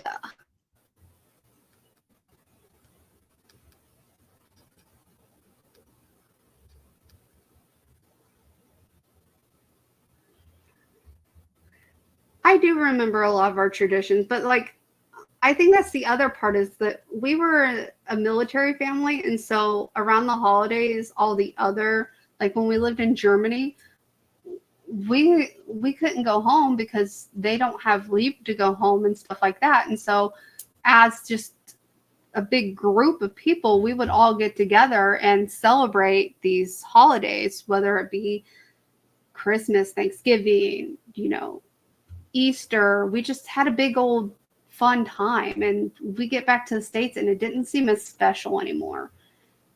I just feel like, and this is going to be sad to say, I told my dad this. I told him that I feel like our family is so boring compared to the family we had in Germany with our army people. So I don't know. And I don't know if a lot of military families feel that way, like the kids. I don't know if they ever feel that way, like they're more estranged from their actual family and they're closer to the family they have in the army, like the other kids that are growing up the same way they are, and because we spent every holiday together, every major holiday. We went trick-or-treating together. We had Easter egg hunts together. You know, we did all of these things as a big unit because in this neighborhood we lived in, which my dad told me was not an actual army base, but it was housing for army families. It just, you didn't need an ID card and stuff to get on it. Nowadays that wouldn't fly because of, you know, everyone being crazy, but yeah. And that's true. They understood your trials and tribulations because they're going through the same thing. And I don't know, when we moved to Indiana, I've told both my parents this before. I just feel like we weren't welcomed once we moved to Indiana and we were with the family every holiday. I feel like when we got to see them on the occasional holiday, we were more welcomed than when we finally moved up to Indiana and we were there every holiday. And it's like, you know, it felt like we didn't belong. And my brothers, especially my older brother, because him and I are, I don't want to say closer in age, because I think we're all about the same amount of ages apart. No, we're closer in age than me and Brendan are. But he felt the same thing I felt, where like on my mom's side of the family, it felt like when they bought us gifts, which we didn't expect gifts, but when my grandparents bought us gifts, it felt like a last minute sort of thing. Like they rushed to find something for us. But then you'd have my cousin opening their gifts and they'd have like double the gifts we would have. And then you'd find out that they got even more gifts from my grandparents on actual Christmas Day. And so, I don't know, we felt, what's the word? Snubbed, I guess would be a good word. We felt snubbed. We felt just like we didn't matter. So, I don't know. I told that to my dad. I told that to my dad recently, that the army family was better than ours. And I love my family, I do, but like they aren't the most welcoming of people. On my mom's side. My dad's side is pretty welcoming, most of them. I mean, we got Leanna and we got Leanna, is all I'm gonna say. Crystal knows. Mm-hmm.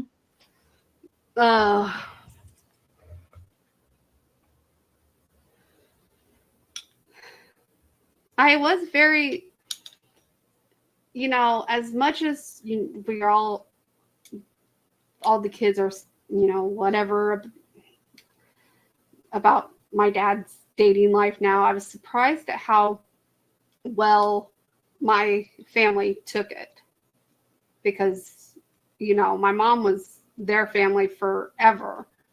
So, like, my grandma seems to be okay with it. She's not okay that they're not getting married. But my dad said he has no desire to ever get married again. So,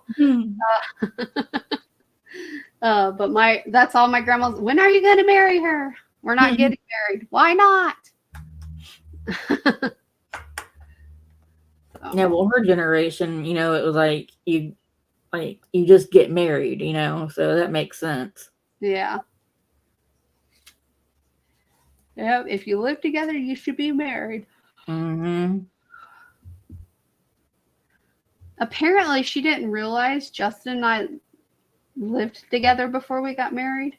She thought we lived in the same city, but she didn't think we actually lived in the same house. And I was like, no, we've lived together like since a month of dating. So,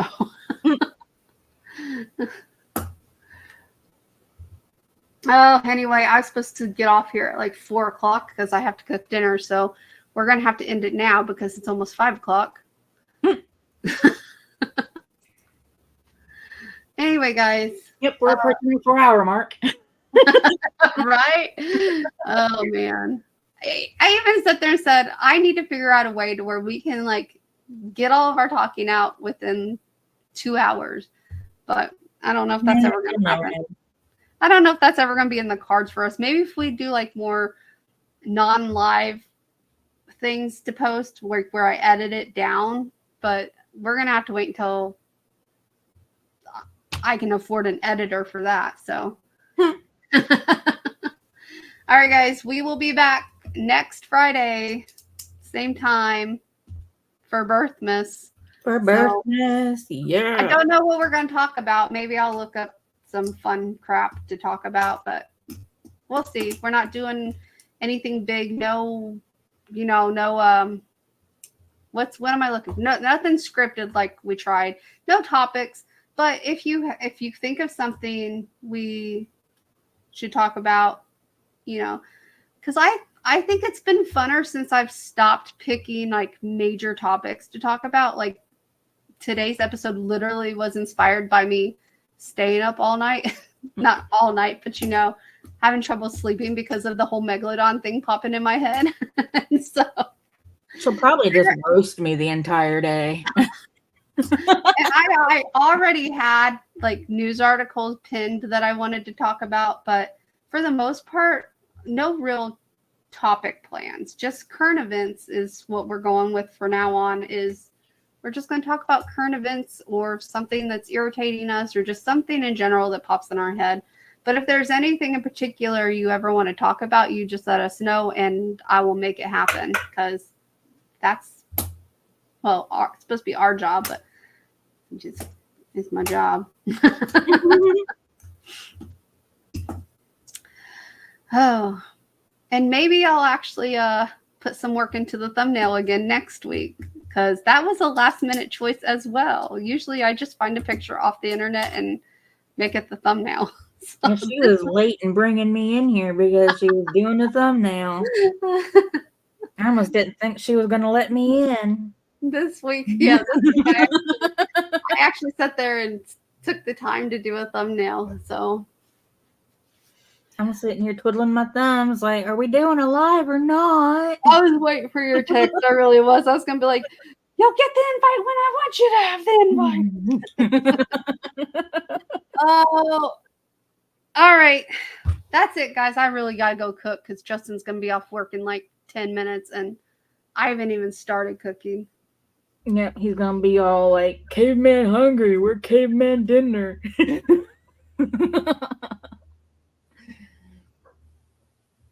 What?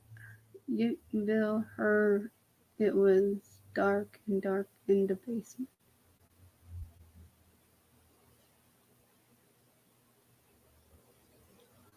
Huh? Youngsville?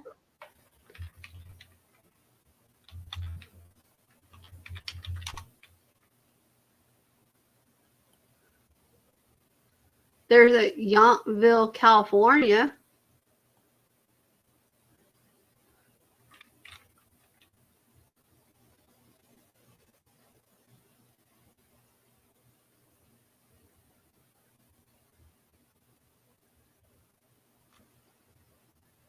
She was waiting to be on StreamYard. Oh, Crystal. Yeah. Look, she has all the same channel information I have. She could just as easily start the stream as I can. So I don't want to hear her complain.